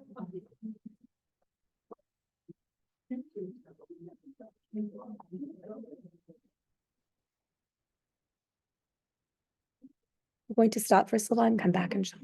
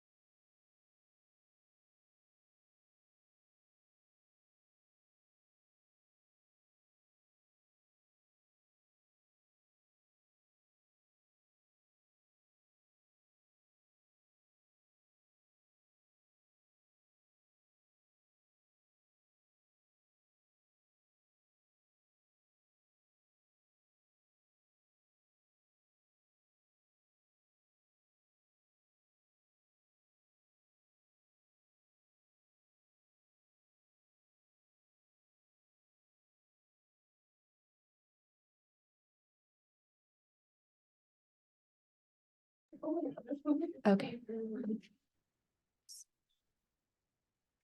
Okay, Assalamu alaikum. Welcome back. And sister, right when we left, you were just on the verge of asking your question, so go ahead. Yes. Yes. Guess my question comes with the whole idea of timeout, for example. I know you mentioned they're not being malicious, you know, when Yeah. you take the boy and smacks his brother's glasses off. Yeah. But I mean, is putting him in timeout and doing anything? I do try to explain that, you know, if you're in timeout because of your brother, that's not acceptable. But is that something that, you know, I know you said that's kind of like a vague concept for them, but. is that Okay, so, okay, so here's the thing. My 2 cents on timeout is that I am not pro timeout. Because it's a punishment. You see what I'm saying? It's like a punitive measure, consequence. I'm not for imposing something which is like, oh, now you have to sit, you know. Again, there's no right or wrong, as you know, in that sense, but we need to look at discipline. Discipline comes from the root word, you know, like disciple comes from that same word. It's learning. So if they haven't learned in that moment, and in that moment, he's gonna learn that I shouldn't have, I'm in timeout because I hit my brother, right? But he may necessarily not learn how it made his brother feel. Do you see what I'm saying?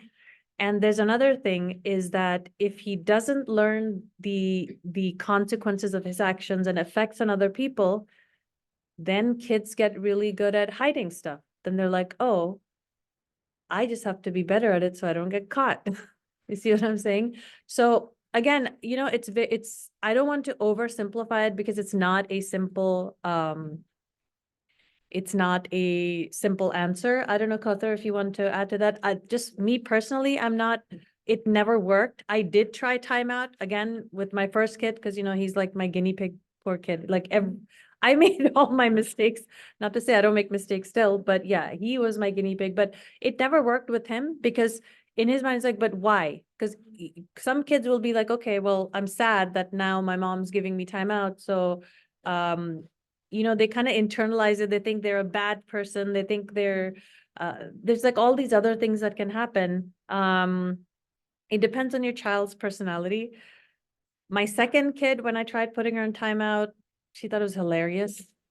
Like it just didn't work with her either, but in a different way.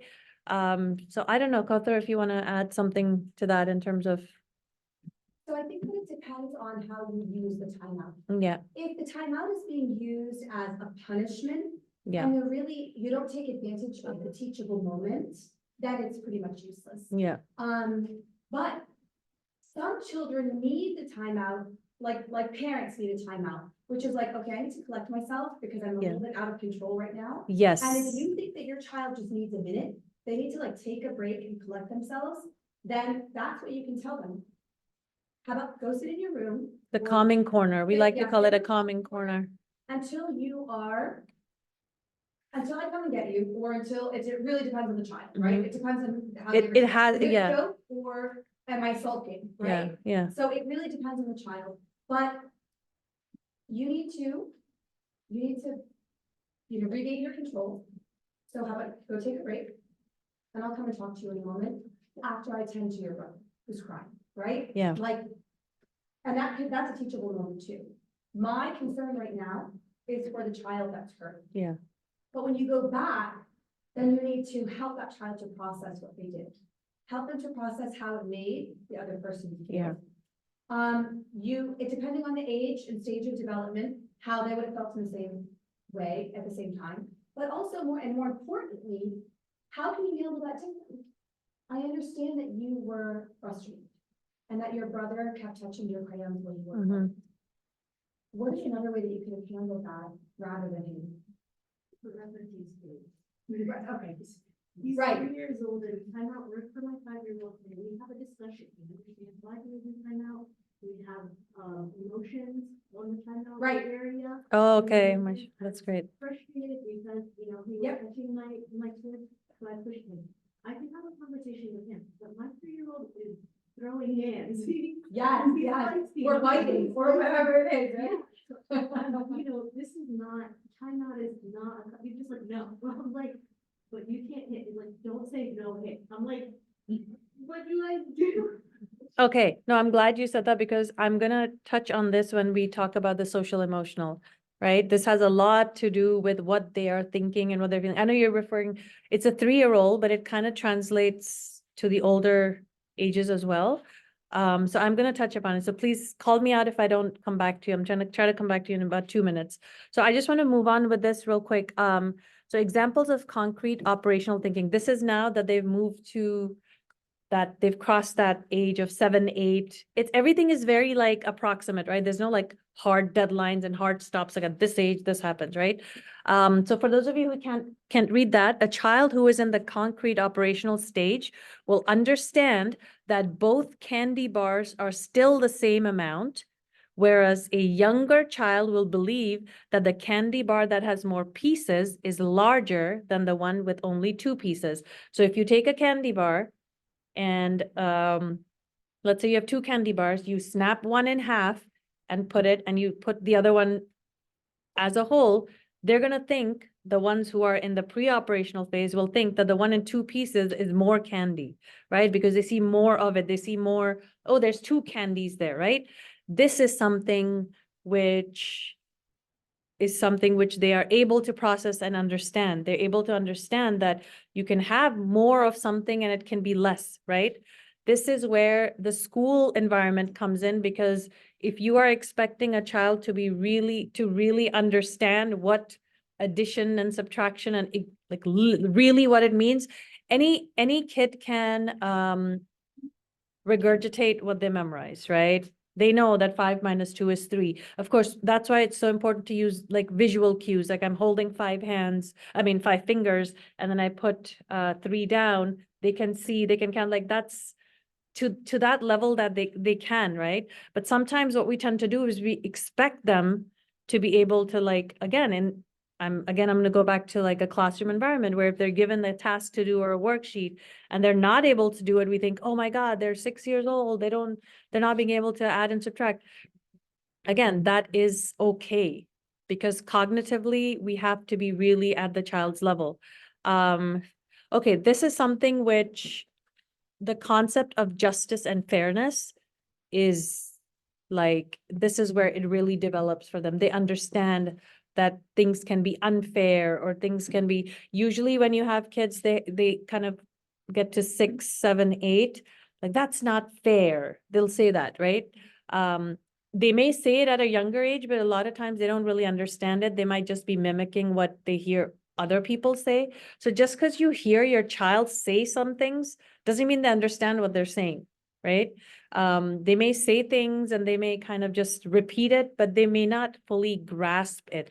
But this concept of justice and fairness is very much developed and become more concrete in this age, okay? So, you know, like the reason I put this picture, of course, in the context of everything going on, I'm sure a lot of you are, you know, talking to your children about what's happening in Palestine and now in Yemen and everything. You can see the difference between, you can tell the way the child reacts and shows an understanding based on which phase they're in. If they're not able to grasp it, then yeah, they're still kind of in that pre-operational phase. But if they're able to grasp that someone actually has the right to come and do this to another person and it's not fair to them, you know, that then you know that they are kind of crossing over into another phase. But here's the fun part for parents when they develop an understanding of justice and fairness, because then you can become the bad guy. That's when they're like, you're so mean. My mom is mean. She made me do this because she did something that's unfair. Like this is usually where, because you're just like, oh my God, my cute little cuddle bunny who wants to just give me hugs and kisses now suddenly thinks I'm mean. And the first time my son said that to me, and oh yes, he did say that to me, it broke my heart. I was like, but I thought he loved me. Like I'm his mom. How can he say that? And I took it personally and I was like, you know, because it's easy. You're like the scapegoat, like something is unfair, so you become the bad guy, even if it's not your fault, right? This is where a lot of power struggles are gonna happen, because they'll say, it's not fair. You get to do it, but I don't get to do it. He gets to do it and she gets to do it and I don't get it. How come you, blah, blah, how come, you know, this is where all those questions start coming, right? And this is where, you know, they'll ask, no, coming back to you, I remembered, where they say, no, don't say timeout. That is a power struggle, right? Now, your child is 3 years old, and in that moment, even though it's a boy, right? You said he's not in the concrete operational stage, but he has a very clear goal in mind because he wants to achieve something through violent means in this case, right? So his whole thing is that, no, I don't want to go to timeout, because he's not understanding that. He said, no, I wanted something and I did whatever I had to get it. So that's why I said that it may not necessarily, timeout may not necessarily work for the 3-year-old, because they really can't grasp that they did something wrong. Do you see where I'm going at? While some kids might, and some kids might out of fear, this is where it comes, they might do it out of fear. They're like, oh, my mom is saying it because, not that you're trying to intimidate your child, but we are like 8 times their size. We tower over them. When this person is coming at them and saying, you're in timeout, that's their personality that they're going to reach, and they're going to go do it because they're just like, oh, I'm the smaller one. I better go do this, right? They may be doing it out of fear, not necessarily understanding or reflecting on how their actions affect other people. That understanding is not there. The cognitive grasp of that concept is not there. So again, you know, parenting is vague. There's no straightforward answers. I can count on one hand the definite do's and don'ts, you know. Like if someone were to ask me, you know, I spank my children, you know, in that moment, I'll be like, no, please don't do that. Please don't hit your children, because any form of discipline should never include blame, shame, or pain. I say that exact same thing. So. Right? Best practices in parenting. will always be Yeah. the same. If any consequences include any type of blame, you did this was your fault, shame or pain, like you should feel really bad. That's a really bad thing to do. I hope you feel bad that you did that. Making them feel bad about something, or any kind of pain, that's right off the bat. You know, physical pain, of course, has a lot, you know. Yeah, so And a if, lot of that is our heritage, right? Yeah. Like culturally. Yeah. Culturally, yeah, discipline has relied on, for most of us, I have Middle Eastern father, right? For most of us, it was those 3 things. That's how we discipline. So to reframe discipline, and I think we probably are gonna need to do one. just on discipline, just on yeah, discipline, yeah. on positive It's a discipline. whole, yeah, But remember that the ultimate goal of discipline is to help your child build the ability to self-regulate. yes, Right? Yeah. That's the ultimate goal, is to help your child learn to self-regulate. right. And this is where, you had to say, you want to Yeah, say so something? Yeah. with that, at what age? We're talking like at 4, Oh, should they be able to help? they're not going to be able to self-regulate at 4 or at 14 or probably even at 21. In fact, most of us here probably have difficulty self-regulating, and if you're hitting your child, then you definitely have a difficulty. Yeah. If self-regulating. we're yelling, if Right. we raise our voice at our Right. children, that's We're an not adult, self-regulating. that's an adult tantrum. Right. When we yell at our child, that's an That's right. adult tantrum. Or adults yeah. yelling at each other. I mean, how much do you see that? Think about it. Sorry? Or adults yelling at each Yeah, other. absolutely. So, Yeah. and that's modeling, right? So we also have to think about how we're Yeah. modeling. But we'll get into that later. So go ahead. So this is where I started this talk by telling you why I got into child psychology and these parenting methods, because remember my son, the one who at the age of 9, who in my head was like, why is he throwing a tantrum? He's like 9 years old. He's not a toddler. At this point, this is embarrassing. Like I can't even say, oh, he's just 4 or 3. He's like a 9-year-old kid. He goes, he plays soccer. He's like, you know, mashallah, he's always been very studious, like really good in his classes, everything. He's having a full meltdown, and it was so embarrassing. So this is where the cognitive development comes in. So remember when I talked about the brain and the prefrontal cortex right here, this part of your brain, that's where a lot of the activity happens. That's where your logic and reasoning is going on. Sorry? Yeah, the logic, reasoning is going on. And then there's this part of it which manages emotions and your ability.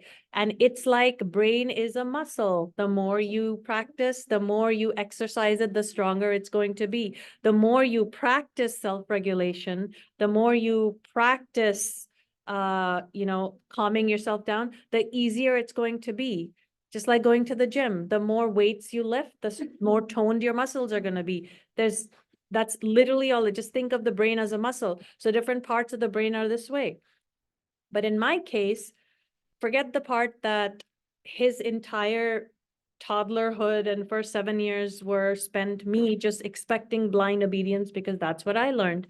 It was just expecting, thinking that, oh, once he hits a certain age, he's just going to be this perfect little kid who's like, yes, mama, yes, just listen, because that's how kids are supposed to be, because those are the good kids. Those are the well-behaved kids. What I didn't know then as a mom is how unrealistic and unnatural it is for a child to be that way. For a child to give you blind obedience, to just sit and listen to you, never talk back, never question, or never express themselves, that's very, very unnatural. Now, my son, what I realized is, have any of you heard of highly sensitive people? There's 20% of the population, they're considered highly sensitive. This is not autism. They're not on the spectrum. They're not depressed. This is not a mental illness. 20% of the population, their brains are wired in such a way that the prefrontal cortex is very different than what you would expect. There's like a standard of this is what you expect. There's the logic and reasoning, and then there's the emotional. That emotional regulation part of my son's brain is wired completely differently. You cannot take an MRI to figure this out. This was just my desperate attempt to be like, why is my kid like this? Why is nothing that I do getting through to him? Why do I feel like every single thing I'm trying to, and I used to see my friends, kids, like they seem perfectly fine. Why is my kid like this? Then I had to rewire my own brain. I said, no, because I'm trying to parent him with this cookie cutter thing. This is why I say parenting is not XYZ, and then your kid will be perfect. It's not like that. You have to tailor it and cater it to your child. I read books, I went to seminars, I spoke to psychologists.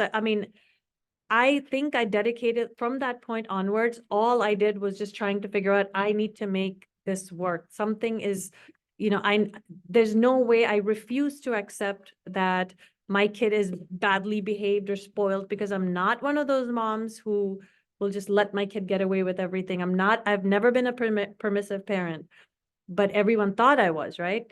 So everyone who's pointing fingers at you saying, oh, your kid is spoiled and you're not parenting him correctly, that's why he's like this, because kids are not supposed to be like that at night. I'd never heard of the term highly sensitive.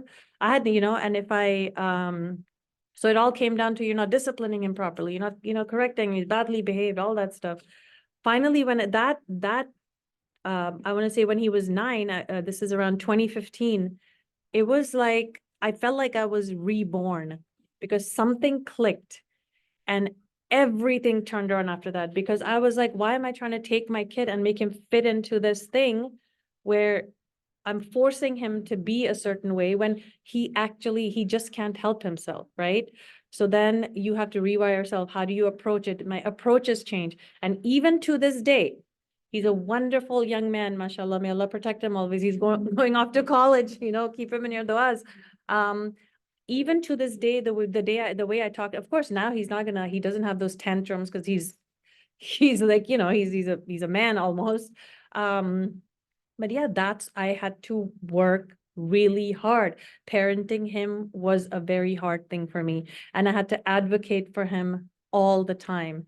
And people just thought she's delusional, she's naive, she thinks her badly behaved child there's no such thing. There's no, again, from our culture, it was like, there's no such thing as mental illness and social emotional regulation. What are you talking about? You guys were never like this. I used to say it once and you just listen. That's how it works. Guess what? No, it doesn't. Yes, sister. It's highly sensitive. Okay, so there's lots of literature on it. There's a lot of there's like questionnaires that you can do. And there's these quizzes you can do online, and there's certain things which, so highly sensitive, a lot of it mimics autism a lot, which is why we even had him tested, but it was absolutely nothing, like none of that came up. So it mimics autism. So it takes years to really figure out that, no, this is what it is, right?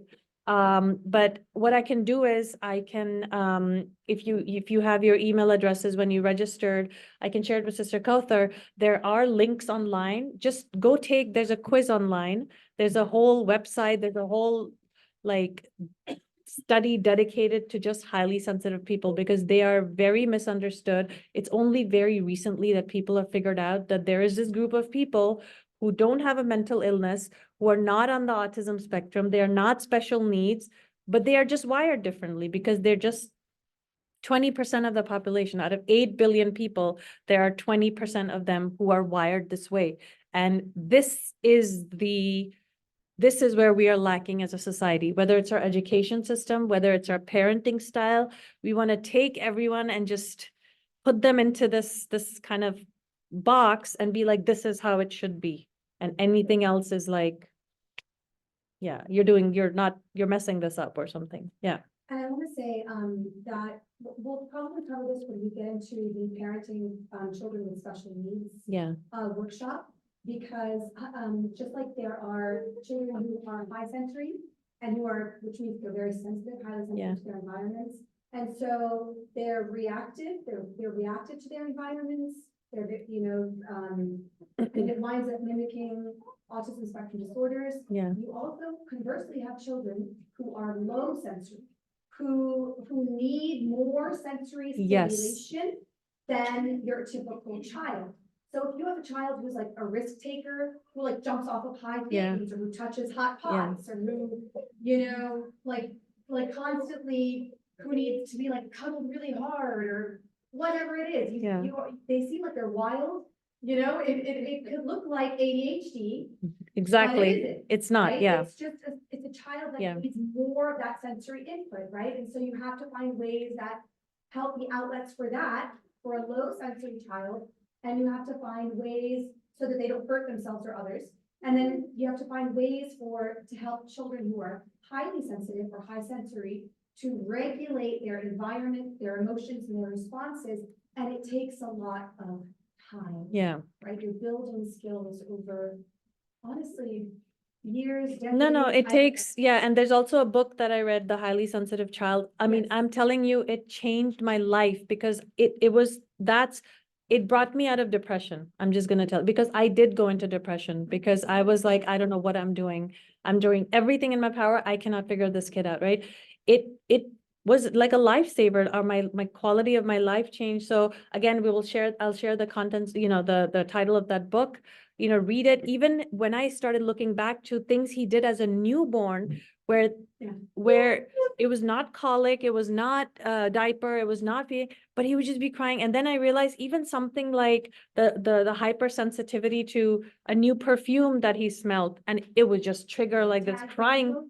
The clothing tag, or sleeve got wet, and it was just like at a dinner party, oh my goodness, if his sleeve got wet. And then it was like, I was like, oh my God, I'm gonna hide my face, because everything would just turn, but what I do want to tell you, that there is a way to deal with this without it being crazy, and without you always being stressed, is just unlearning and just figuring out how to, parent that child. This is the biggest problem with our society, because if a kid is outside of this little box, they either have ADHD, or they're depressed, or they have autism.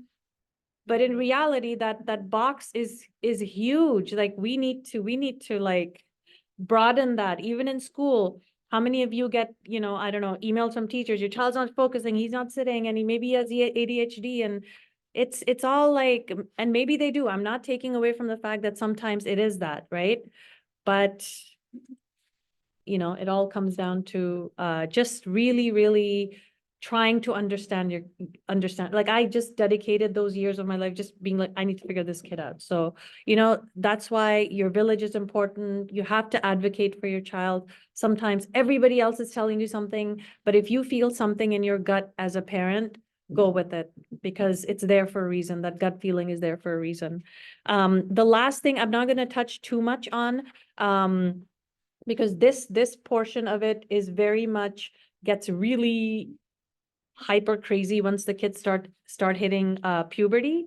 But usually in terms of emotional development, children at this age, they start to understand that other people's feelings matter too.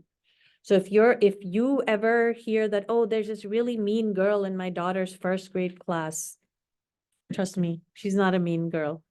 You can't have a mean 6-year-old.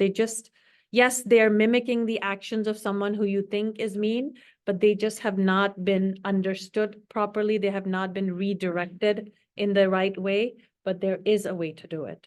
Okay. This is when they make and choose their own friends. It's not just their friends, parents, friends, kids, and they're just stuck with play dates are usually like, oh, our moms want to have coffee together. So I'm kind of like stuck playing with you. At this, they'll tell you, I don't want to play. This is where you're like, oh, but they were friends since toddlers and now suddenly they don't want to play with each other. What's the problem? Why don't they like their friend anymore? No, because now they're coming into their own, they're understanding who they are. So they're going to choose to make their friends. They learn how to cooperate with each other. It takes time, and this can make friendships tricky. Now, again, this doesn't mean that they figure it out by the time they're 11, but they really start working towards, and we as parents have to facilitate that. We as their role models, teachers, we have to facilitate that, right? And there's, I feel like there can be a whole different, again, workshop on just how to help children regulate themselves, like the social emotional learning piece. It's a huge, vast subject, which I absolutely love. And I think it's critical. I think every parent should definitely look into it. But this is where now suddenly the self-awareness is coming. What do I look like? What is that person gonna think? Feelings getting hurt, things like that. The last thing I'm gonna talk about, and I really want to hear from all of you. I'm so sorry. I have no idea why that thing is sideways, but it says which factors influence development. I think I was trying to be creative and this is what I ended up with. Okay. So which factors influence development? Family dynamics. 100%. So I know Sister Abida, she just stepped out, but she was talking about what if both parents are not on the same page? What if one parent is permissive and one parent is like an authoritative or authoritarian? When that family dynamic is very different. The power dynamic, Sister, you had said about growing up, the dad was the head of the household. Everyone, he has the power. He's like, what he says goes, right? That dynamic is changing because now the dynamic between spouses is changing. So this new generation, they don't just take it as, oh, my mom listens to whatever my dad says, so I just have to do it too. It's different. Now they're not going to give you blind obedience because now there's more like, no, I don't want to, because believe it or not, Allah has created us as creatures of free will. It's there for a reason. If someone has free will, it's not because they're being insolent or badly behaved. They're just doing what Allah has created them to do. You cannot force people to do something. One of two things are going to happen if a child is forced into doing everything a parent wants without questioning. The first one is they're going to shut down and they're just going to stop telling you stuff. This is where children start doing things behind their parents' back. This is where they start stealing. This is where they start lying because they're like, oh, if I do this, then I'm going to get punished. If my parent finds out, then this is going to be the consequence. And they're like, oh, so then I just have to be more smart about it. This is where they start becoming sly. They have a goal. If your parent's not going to help you, then I'm going to do whatever I want. The second thing that'll happen is that they will speak up. And that's when you're like, well, my child talks back to me. And he's so insolent, he talks back to me. She talks back to me. So those are the two things. Usually those are the two extremes that happen. And this is why it happens, because we are expecting blind obedience without understanding our children. Okay. Parenting styles, of course, the school environment really helps, right? A lot of times children just want to mimic, because again, from the age of 5 to 7, maybe a little bit earlier, but by the time they approach like 4th, 5th grade, you are a very, very uncool person at this point. Like they don't, I mean, our daughters are in the same 5th grade class together. It's like, no, whatever their friends say, they want to be cool. They don't look up to, oh, my mom's, blah, blah, blah. No, they want to see what the other girls are doing, what whoever they're exposed to, anyone but their parent, basically, right? So they're gonna want to be like their friends. Yes. This what you are saying, like, so my daughter just started kindergarten in fall. And right away within 5 days, I can see a difference in her, like she's Yeah. seeing girls there, and Mhm. then the other day, she has 2 friends in the class that she is with them all day. And she's like, Mama, the Kai and Arya are the most pretty girls in the whole world. I want to be pretty like them. Yeah. I always have a trouble choosing clothes. Okay. She's like, oh, am I really cute in this? Yep. This, and now this is such a sudden change. Yeah. It's only few months. So how should I react? I told her, Sarah, that's not true. Kai and I are not the prettiest girl in Yeah. the whole world.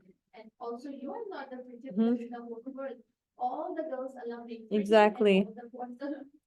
Yeah. Yeah, so, and then, and then like, no, so I'm not the prettiest daughter for you. I said, you are the To most me, precious yeah. daughter to me, Yes. but you're not the prettiest girl in the world, so don't. So, but Yeah. she heard that, but then again, I know she's dressing, this is not proper. I want shorts because Kai and Arya wear shorts. Oh, my mama, you buy me long t-shirt. My t-shirt should be till here and not like this long. Because Kaya Arya has a sister who's wearing a like Yeah. shorter t-shirts. I don't know. The simple answer is that you're not gonna convince her right now. Okay, you can say whatever, you can start saying it. And like I said, you may not see the effects of what you're telling her. But it is you're planting that seed. And you have to keep watering that plant. You have to keep watering that seed, and eventually it will click. Inshallah, it will click. But you're not going to have a 5-year-old who is self-actualized enough to not compare themselves to other people. I know adults who are insecure because they feel like someone has a better house or a better car or a better job or a better spouse or whatever. Or, I mean, or they're trying to look a certain way. They're trying to, it's at the age of 5, again, now they're becoming conscious. This is why I said they're gonna what am I looking like, and when they are going to their school, the school environment, yeah, they are going to compare. You cannot do anything about it. So I like her pick the shorts and I'm okay with that. Because I don't force her in a way that she rebels like that. because Yeah. she's 46. So, but at the same time, I don't wanna feed into it, like, I mean, like, I'm not concerned that she's wearing shorts, but I'm concerned like she's wearing shorts because other girls are wearing them. Yeah, and that is yeah, and it will get into other things because it's something like shorts and pigtails or whatever at this age, and then it gets into other things like I want to download TikTok too, or why can't I date? Like, it gets into that. And again, she's still very much in that phase where she is under the age of 7. When Allah says, or when the Prophet ﷺ told us that play with them the first 7 years, you have to pick your battles. That's what I'm gonna tell you. And know that, while you can lead by example and you can give her those gentle reminders and say, but if she's really, focused on, no, this is something I want to do, because technically it's okay if she wears that, right? Because she's at that age where, right? So you have to pick your battles.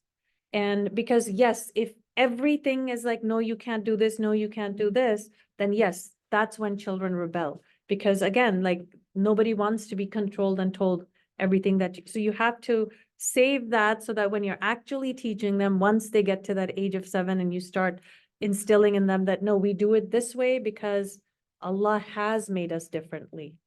Yes, those girls are pretty, you're pretty too, but Allah has created Muslims for this thing. A lot of times parents will ask me, well, how do I make them feel like, they belong? And I said, this is a very tough thing to do as a parent, and it's even tougher now. But the sooner your children learn that they are different in a good way, the easier it will be, because then you're not always trying to follow the crowd. Yes, I know it's tough to do, but Allah has made us. He has picked his, like, you can, like the dream team, or we've made the, whatever you want to say, like he's picked us and he's chosen you to do these things. And you slowly, you tell her that, and it does click eventually, inshallah. Yes, it's Qatar. I feel like, even the argument that we're Muslim, only if they choose their one. Because there are Muslims whose parents do let them wear shorts. And there are Muslims whose parents give them a cell phone when they're not. And there are Muslims whose, and so what I've always told my children is, every family has a culture. And every family does it differently. Yeah. And this is how we do it in our family. And it's Yeah. okay to point out differences when they exist. Look at mommy. Do I look like Kyla's mom or whatever her name is? Yeah. I look different because we live our lives differently, and it's okay to be different. It's okay to be different. You're beautiful, you're special, you're Yeah. wonderful, just the way that you are.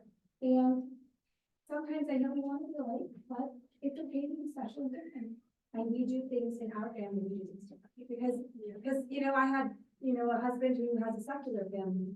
They didn't, no one wore hijab, nobody was praying, nobody was anything. And so, yeah, I had to sometimes say, if I said, this is how Muslims act, they would have been like, well, these are all my cousins, look at them, like, these are all my Mm, peers vested, or these are all my, Yeah. and even when they go to Islamic school, you're gonna have, you're still gonna have differences between your family and other families. I think that that's okay though. At a certain point out, but I agree with Nabila, pick your battles. She's 5, maybe not now, but, Yeah. as she approaches say, look, as you get Yeah. older, rules are gonna change, rules change. And then you have that discussion as she does it. And Yeah. then she's 6 or 7. Also, I think, my daughter, she cannot wear size 7 clothes because they're, all the shirts seem to be like crop tops. Yeah. Oh yeah, that's the other problem. And it's so hard for me because I feel like I get it and she's outgrown it. Right. She doesn't like those clothes. And, it's such a struggle, but I just try to find her like the cuter stuff, so Yeah. like the rompers are very covered, much less she has a belly, so it's like it sticks out and it's like, she's 7. 7, okay. And she can't wear anything that's size 7. Okay. So it's just such a battle, for me, like I'm 10, 12, 14, those are the sizes I'm buying for her, or even like her brother's shirts, those are a little bit open. So I have to like convince her to wear something like that, and it's such a battle. But I try to find like cute like rompers and different things like that, that it's like still girly. And Yeah. accessories also, instead of like the actual outfit. Okay, she loves her necklaces, she Yeah. will wear a bracelet or a cute headband or something like that, so, yeah.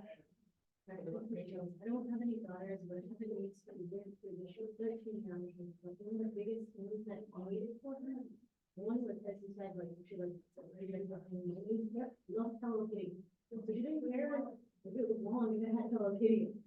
That was so the other thing was, the community that she was in, she has 2 brothers, one older, one younger. But the community that she was in, when we were 7, they had this amazing blowout party for girls, very early. We turned 7, it was huge, right? Yeah. We were really excited. We're gonna turn 7. I'm gonna go to the party next year.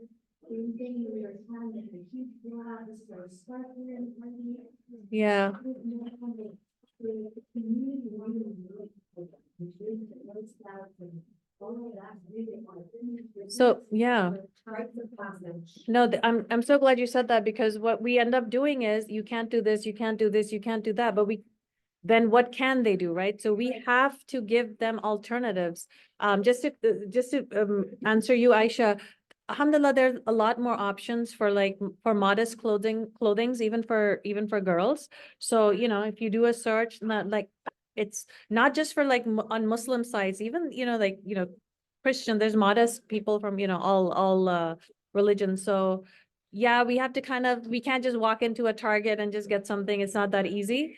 But yeah, we do have to Like, so Snapchat, yeah, like, everybody, say these are the most amazing pants ever. Cause she Yeah. was wearing leggings, which I understand, like, I wear leggings and like, I go to the gym, all of that, so Yeah. I can't say like, I don't wear it, I mean, I'm wearing them today, but yeah, I always have on something longer. Right. For her, she wants to wear her leggings, but then also like, I want, if her shirts are smaller, I got some really cute ones from Target, but I get them home, she puts them on and they'll be like short. There's Yeah. something wrong with it. So- yeah. I mean, we are up against something for sure. As parents, like from every direction, right? We have to be careful, but we have to keep in mind the ultimate goal. And then to get to that goal, sometimes you have to figure out what hill am I gonna die on. You have to choose the hill you're gonna die on. And sometimes it's not worth it to have a battle over every single thing. But like the sister here said about having that party, I mean, like Eid should be, if you are so concerned that your kid is like, oh, just loving Christmas and this, because it's hard to compete with Christmas in this country, anywhere, right? It's right, but it's okay. So then, yes, does it take effort? Yes. But then again, parenting is hard. We're really up against, and some kids won't even care. But then there are some kids, I love that idea of you're turning 7 and now you're gonna, the hijab wearing party. I love it. I mean, I love that. Alhamdulillah. I think that's a Rites of passage are really. rites of passage, and really we make our own traditions. We don't have to copy anyone else, right? We were a really cool bunch of people too. So yes, I just have a different question. yes. So going back to what you were saying about the highly sensitive child, or like the highly sensitive child, what you were saying was like triggering me so much. Oh. Oh my God, this is my life. I'm gonna love this. So I'm gonna read this book. I just ordered it. But I just kind of had a question. So like, Awesome. I don't know if this is gonna be addressed in the book. Like, my son is melancholic, choleric temperament also. Okay. A lot of his melancholic attributes are coming out now that he's like kind of on the cusp of 4 and 5. So I'm wondering, like, some of the things that I read the book, the temperament God gave you, the temperament God gave your children. Yeah. Right. So I see, and I'm wondering, just because you went through this already, kind of help me. Some of the recommendations they make about like your approach to handling a melancholic child, Mhm. like, it kind of sounds a lot like from what I've looked into about a highly sensitive child. Yeah. From the literature I've read. Right. Do you feel like I a think little bit more melancholic, because like, I'm a choleric, my son is a choleric melancholic. I don't think I have any melancholic attributes, and I find it very frustrating to like. so. anyone. I've heard this. I don't know in depth exactly what each of those attributes entail. Now, again, what's important to remember right off the bat is that just because those 20% of the people are highly sensitive, all those 20 people are not exactly the same. There's like a spectrum and a wide range of personalities and everything, even within that. So when one highly sensitive person could be completely different based on so many different attributes, right? So honestly, it just comes down to you always willing to see and learn and understand that, okay, if something is not working, let me try to understand it from that perspective. I mean, I don't think at any point you can say that, oh, I have this figured out and now I'm not going to have any challenges, right? Do you want to just elaborate on exactly what that means, a choleric melancholy? Mhm.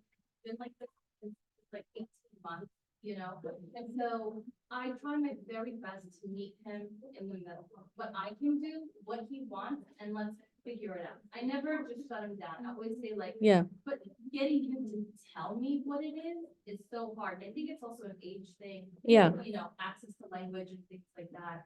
So like yesterday, we went to the protest, for example. I told them it was going to be very cool.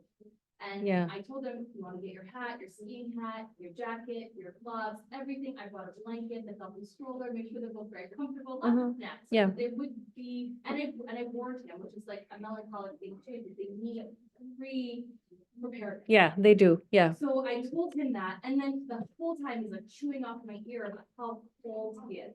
And I'm like, I told him, we talked about this, it's long, there's so many people, there's loud noises. Yeah. I'm cold, I'm tired, I wanna go home, and I told him, I said, I understand, but I also told you before we got here, and I always tell my kids, like, I'm listening to you and I'm hearing your input, but the final decision is mommy and papa's, and when we Yeah. get older, we'll let you make decisions on your phone. Yeah. Your haircuts, Right, right. so I told him, I said, we're gonna decide when we leave, but I prepared you for this, you know, and it's like, kind of like, me and my husband are struggling, because we're like, how much can we give into the will of this one child? And I have a Right. daughter who's very adventurous, like, she loves these things. Yeah. So, like, This sounds very much like my older too. Yeah, yeah, yeah. You know what, to be honest, one thing I can tell you for sure is that because you are so aware and you're making an effort, it is going to get easier, right? Once your son gets into that concrete operational stage, when they start developing more self-awareness, and self-awareness is the key. You have to give your child insight into what is going on with them. So I was kind of late in the game to try and figure out, it was also a very like new thing at that point, you didn't really understand different personalities and stuff. But once I had an understanding of what was going on, I sat my son down and I spoke to him. He was 10 years old. And I said, I want you to know that sometimes when you do XYZ, this is how it comes up. I'm not saying that you can control it, but let's figure it out together. Sometimes it's not going to make sense to you. Sometimes you're going to feel like you're out of control and you cannot control something, but I'm there with you. I understand you're going through this. I had to, and I even told him that term, you are a highly sensitive person. The reason of course, your son is very young at this right now, right? But yes, it is very hard at this age. It's the hardest when already they don't have the mental and emotional capacity, even if a child who's not highly sensitive, and then to put on that, layer on top of it makes it super hard. May Allah reward you. That's the first thing I want to say to you, because it sucks the life out of you emotionally. I was emotionally drained with just dealing with this kid. And sometimes, I was cleaning up my Gmail and I was like, I found these emails I had sent to my husband about things like he was at work and, I don't even think we were WhatsApping and stuff at that point. I just like emailed him while at work, and it was like, your son, like, that's how I wrote it. Like, this is what he did to me today. I remember I was at Gold's Gym and I picked him up after swimming class and he just like lay on the bathroom floor. He was like just screaming. And I was like, Usman, what do you want? And he's like, make me happy. Buy me a donut. Like he would just say like random things like that. Like, what are you? Like, I don't understand you, And I just found those emails and I was just like, oh my God, like it was so hard. Sometimes you're like, and while everything is not going to be resolved, just know that it will get easier. It will, inshallah, right? Yes. That, one of the hardest things that we have to do as parents is also sometimes sacrifice the things that we want to do. Yes. For what's developmentally appropriate for us. Yeah. So when they're 4 and 5 and it's cold and it's been hours and it's loud and uncomfortable, and even when you're not a high sensory child, that's a lot, right? And sometimes we just have to say, you're right, like we've been here for long enough where, maybe one parent goes and another doesn't. And it's not to say Yeah. that your entire life has to fold to the needs and wants of each child, but, At least until they are able to right, at to least understand. To do it, Yeah. and I stopped going to like parties. I stopped going to people's houses because I was just like, I just can't deal with it. Because even if he's going on and on about it, I can deal with him screaming. I just can't deal with the judgment. I just don't want people looking at me being like, oh my God, look at her kid. Like, what is she doing? She has no idea what she's doing with him. So I'll talk So- more about this when I get to the special. ed. Yeah. My son is on autism spectrum. He's 22. Yeah.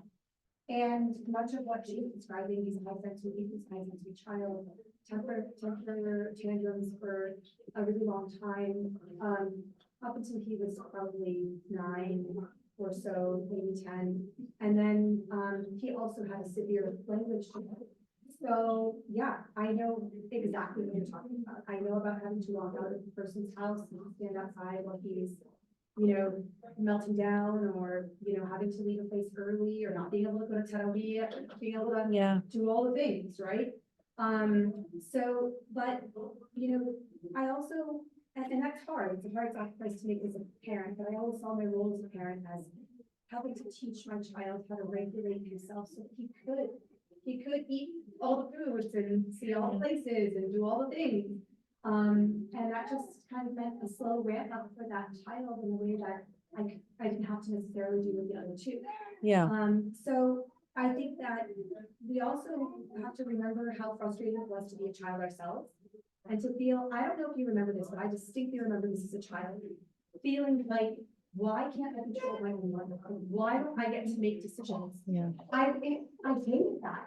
Like, all the adults were constantly telling me what to do, and I had no control. And I remember thinking, man, when I'm an adult, I'm never gonna do that to my, to the kids. in my Famous life. last words. Yeah. Right, I mean, never say never. Yeah. But at the same time, I think we really do kind of have to honor a little bit the wishes and comfort for our children, Yeah. and make decisions.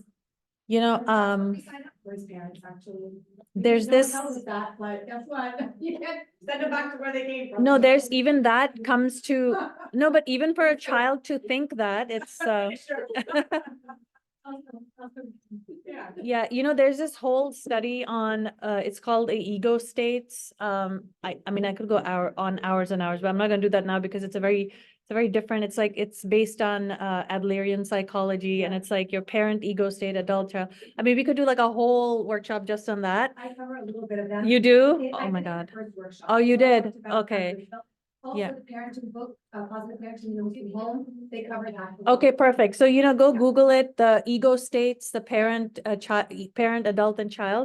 Google it, you'll get some idea of, you can get a message across, but just the way you do it, you make them think that they're doing it their way, but you're actually getting, like, asking a toddler, like, instead of saying you have to brush your teeth, you say, today you get to choose. You want to use the red toothbrush or the blue toothbrush? Yeah, I talked And about he's that. just like, wow, I get to choose my toothbrush.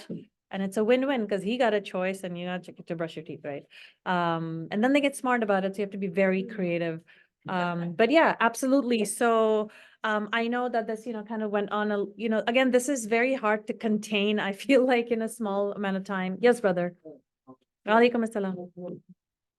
One, this teeth, help himself with some teeth. Oh, Jazakallah khair. Then the second thing, you had mentioned a book, The Highly Sensitive Child, Yes, but then there's also the highly sensitive person. Highly yes, sensitive parent. yes. So all by the same author. It's So a whole how world. do you do that, do I read them all through simultaneously? Um, See you later, Rita. I'm just kidding. No, but you read highly sensitive child, and then I think once my son, inshallah, is at that place where he's having his kids, I'll be like, hey, I think you should read the highly sensitive parent, because everything it manifests itself differently depending on what relationship you're fulfilling. Just read, if your goal is to try and understand your child, I would say read highly sensitive child first. But what I can tell you is that when you are reading it, sometimes you'll be like, oh, wait a minute, I kind of do that too. So that might be like, it's good because we learn so much about ourselves from our children. And I learned that I'm also highly sensitive, but I have never thrown a tantrum in my life. My mom used to say, you were such a good girl. You never talked back. The most rebellious thing I have done in my life, my mom tells me, is when I put on hijab after 9/11. That was the most rebellious thing. I was like, and that was like, how can you do that? And that's the one time I stood up and I was like, I know what you're thinking about, but this is what I have to do, right? Just to give you a context. And then when I was like, no, but I was so contained, but then you realize how everything was just bottled up inside. I was giving blind obedience. Remember when I said one of two things can happen? Either you completely shut down or you talk back. I was that kid who was like, oh, I'm just gonna stay quiet. And then, I'm not trying to throw my parents' parenting under the bus. Absolutely not. Because I myself didn't understand myself. So they didn't, we didn't have the tools then. But yeah, read highly sensitive child first. And then if you feel like, oh, I'm seeing, maybe you can, why not venture into the other books too? Think So- your child authentically highly sensitive, right? Yeah, don't just That's read how it to, your yeah. child- I think Arabs have a saying, whoever seeks will find. Yes. Right? So be aware that if you read, and if you pick up a book on anything, ADHD, you're like, oh snap. Oh, this is me. Yeah. You pick up something on whatever, like, oh man, that's definitely my kid, so just, I got yeah, it's gotta be the. Did you have another question? two other things. One, so on my job, I have what's called touch points with my team. So Okay. Every week, I meet with them on specific days. Yes. Some people daily sync up at a specific date and time, check their progress and stuff. But do you think this is appropriate to have for our kids? Like whether it's sync up. 100%. 100%. So when I do my parenting workshops, I tell, so there's like a toolbox you have as a parent. One of those tools in the toolbox is family meetings, weekly family meetings. And 100%. Please do that with your children. It gives them. No, just be like, How do I hey. get enough- How do I get my kids to divulge what's going on in there? I mean, you have to lead the way. They'll watch what you're sharing, and then, and you can just be like, yeah, last week something happened and it was a little bit hard for me. This is how I handled it. So you're modeling emotional regulation.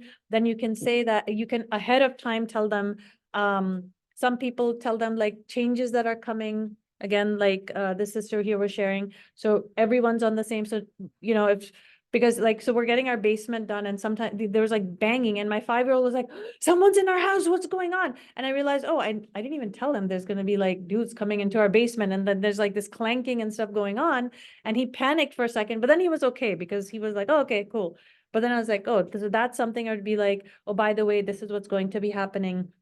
And the reason I'm telling you this is because we're all part of this family and it affects you too. It gives them that sense of significance. And I'm part of this team.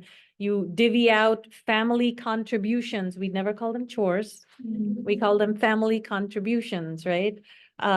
This is your family contribution for the week. This is what you do. This is what daddy's gonna do. This is what mommy's gonna do. It can be anything. It can be anything. You can even Google what do people talk about in a family meeting, so. And wait, hold on, so you guys, sometimes weekly is great, right? Weekly is fantastic. And sometimes you have smaller touch points, just to be honest, like, for us, it was family dinner. Family Oh, dinner yeah. time, and we would just Yeah. sort of decompress and talk about our days. And then before I would have screen-free time, we would go to sleep in this age range. Screen-free time before we would go to sleep, and we would go to like the toy room or whatever, and we would hang out together. My husband and I would have our cup of coffee. We would sit and play with the kids, we would spend time with them. And then we had a whole other touch point, which was when we tucked them in at night. And sometimes kids don't want to process, just like adults, we don't want to process our feelings in front of our siblings, like, Yeah. we just need to Yeah. get going with our parent. And so we would have that when we would, when we would tuck them into bed. Just that child and you. Yeah, just that child. That's and called you. mind, body, and soul time. Yeah. That's there you another go. parenting We tool. need I the love best it. Practices. You and I should do like a best practice, like a toolbox. I would love, yeah, parenting that- toolbox, yeah. Like my list of parenting workshops. is Yeah. getting longer. Awesome. It's gonna go into next year. You can never know enough. Yeah, Yeah. because there's just so Yeah. much. There's so much. Absolutely. So that would be the point. Yes, yeah. Electronics, and some goes to public school and he has a laptop. And anytime I say, oh, no electronics, as I go to school, I have to use my laptop, and then he sees me working on my laptop, and it's like, so how do I balance the The $1 million electronics, and question. then what is the effect of electronics on the child's cognitive and all the other terms? You mentioned? Very negative. I can tell you that for sure. And I think you kind of knew that when you asked that question. It's very hard to balance the electronics, but this is what you're supposed to do.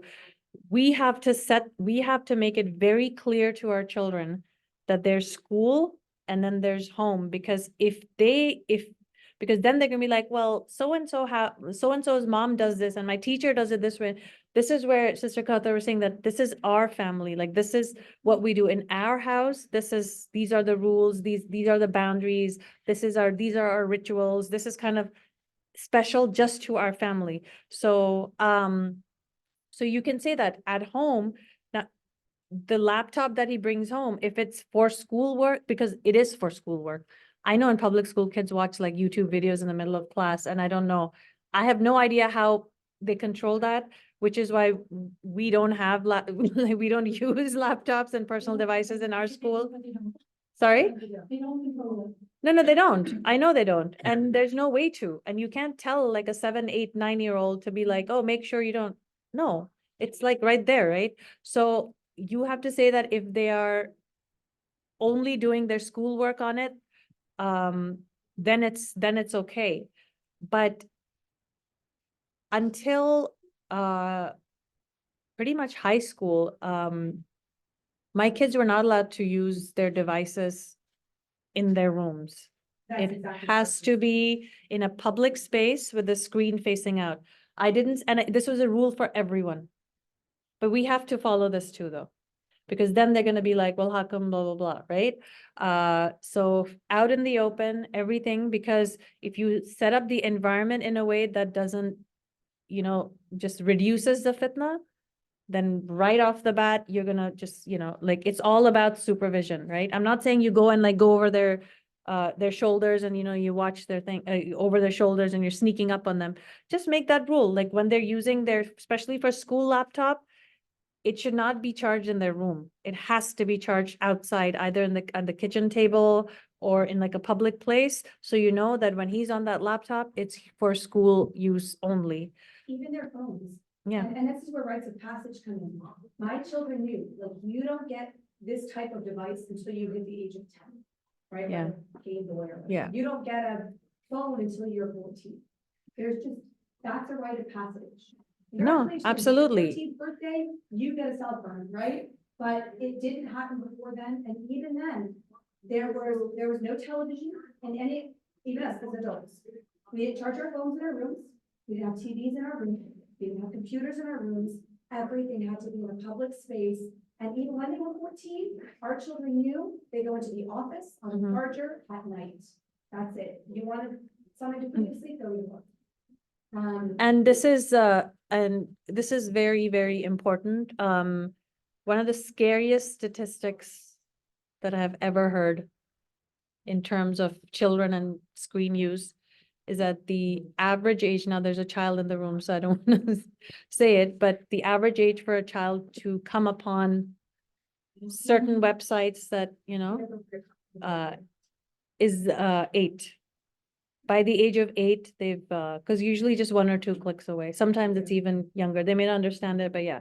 So definitely those things. Now, in terms of the effect on the brain, yes, because when, and it depends on what you're using the screen for. If it's like video games where, your reaction time is needed and your neurons are firing really fast, faster than they should be, it puts a stress on the body. Then this is where, sorry?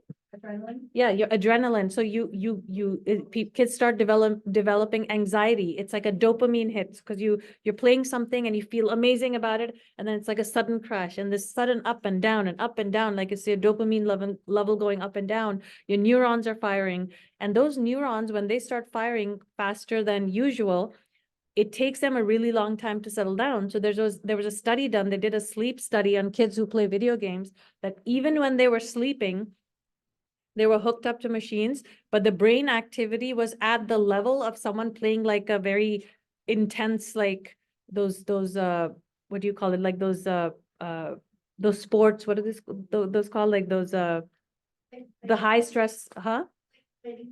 Yeah, like just, or they're in a stressful situation and they're in survival mode. even when they're sleeping, their brain activity should go down. So their neurons were still firing. So, and then these are the kids who wake up the next morning and they're not well rested, and then they're cranky in school because their brain didn't shut down. Their eyes were closed and they were like still in bed, but their brain activity didn't slow down. So yeah, it has a very negative effect, unfortunately, but it's very hard to escape that. Yeah. But you're the adult. Yeah, that's true. Yes. I like to say this, like, so as far as like devices and video games, like, my kids are not that, I mean, they're at the age when they don't have devices. Yeah. Their school laptops are charged, you know, from family dining table and all that. But they're very like into TV, like, any free time, one of them, they're like fighting over the remote. And then also, like you said, you know, the laptop and like, are they really watching what the kids are doing at school?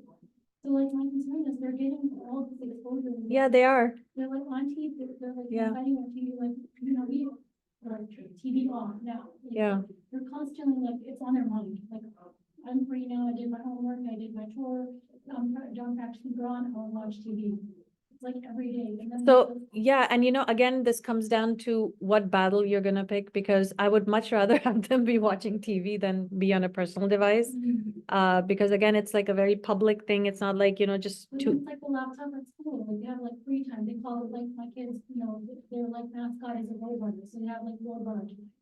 So they're like. yeah, I don't understand that at all. I don't know who thought this was okay. Like free time at school. No. Yeah, they log into YouTube and like, so, and they're like very into YouTube. Yeah, like, that's a failure on the part of the school system, and there's nothing, I can't even say anything. I don't know. That is constantly a reacting huge to failure. it. Yeah, They're like, they have like advanced math and like, yeah, you know, finally they're like catching on, like my daughter and my son. Well, like every day I have to like be on her, like, did you go to Miss Cohen's class today? Because they like change classes now. yeah. Oh, middle school, I okay. ask her about it every day. She's like, oh, well, you know, my exit ticket was fine. I did fine on my quiz. I didn't go to Miss Cohen. I'm like, what did you do in honor? She says she did. I mean, I trust my child, but at the same time. Like, just not show up to class? Does the teacher not then send a, Free time, so they have the option of going to like whichever teacher or just like staying in class or like free time, like do homework, but I'm like, it's not regulated, so like, so at home, we're like. We're educators and we're just cringing right now. Yeah. I am really cringing right now. Yeah, I mean, so it's like, it's right now, so lunch, recess, and then free time, so like in the 7 or in the. Is it supervised? It's supervised, the teacher's there, well, like, it's technically it's free time, so they could be on YouTube, like, you know, watching music videos, like, and they're like supposed to be watching what they're doing, but I'm pretty sure they aren't. So then, yeah, the schools need to do a better job of enforcing that. Yes. Yeah, they don't check on stream, even like the teachers are taking breaks too. Yeah, like it's technically supposed to be class time, but it's free time. I don't even know what to say. I had no idea this happens in public. My kids are right, they know, well, you know, Mama's not here, Papa's not here. Yeah. You're telling me no, and I know my teacher is too busy with like 26 other kids to. Yeah. I mean, I'm like dumbfounded right now. I can't believe that they have this. I can't be watching what they're doing. No, you can't. No, you can't. You can't be watching what they're doing at school. Sorry? You can look at their search history, but they're smart. They know how to clear search histories. Oh, yeah. Absolutely. My son has a phone and he doesn't even know he can give his number out to friends, like he's so. Like, my father, he's 13. He's like, oh, I can give it to friends, I'm like, yeah, but I check his phone, it gets charged in my room. There are days he like completely forgets he has a phone, so, you know, like, I think you have to give him a lot of rules with it. And then it's like, and I told The him. rules have to be predictable. Yeah, It's like, and they have to be. but they know, over like, you only get an hour, so, or whatever it is, 90 minutes, or 2 hours, whatever the. And then just like, this is the rule, everyone's gonna abide by the rule, I'm abide by the rule. I know that we have to wrap up. There's never gonna be, we're never gonna be able to answer all the questions, but if you come to all the workshops, maybe over the course of time, inshallah, and also take the opportunity for yourself as parents to do your own self-study, right? Yeah. To learn and, I feel like we need like a parenting support group where we can actually give each other, because a lot of Yeah. you guys great ideas. Yeah, that they can absolutely. share with each other. So I'll talk to wellness about that and see if that's something that maybe we can, put together too. I know there's a mommy and me for the young, for the littles, but, No, just, and support group, not people telling you what to do or not to do, but just like, I oh mean, my I God, think it's- just, can you just tell me that the life has been sucked out of you too? Yes, yes, I feel your pain. We're in it together. We'll get through it, kind of thing. Jazakallah khair. Yeah, does anyone need to join the WhatsApp?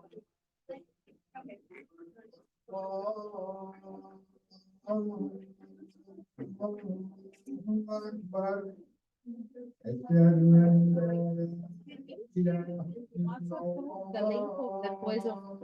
Highly sensitive? Yes. Absolutely. I can do that, inshallah.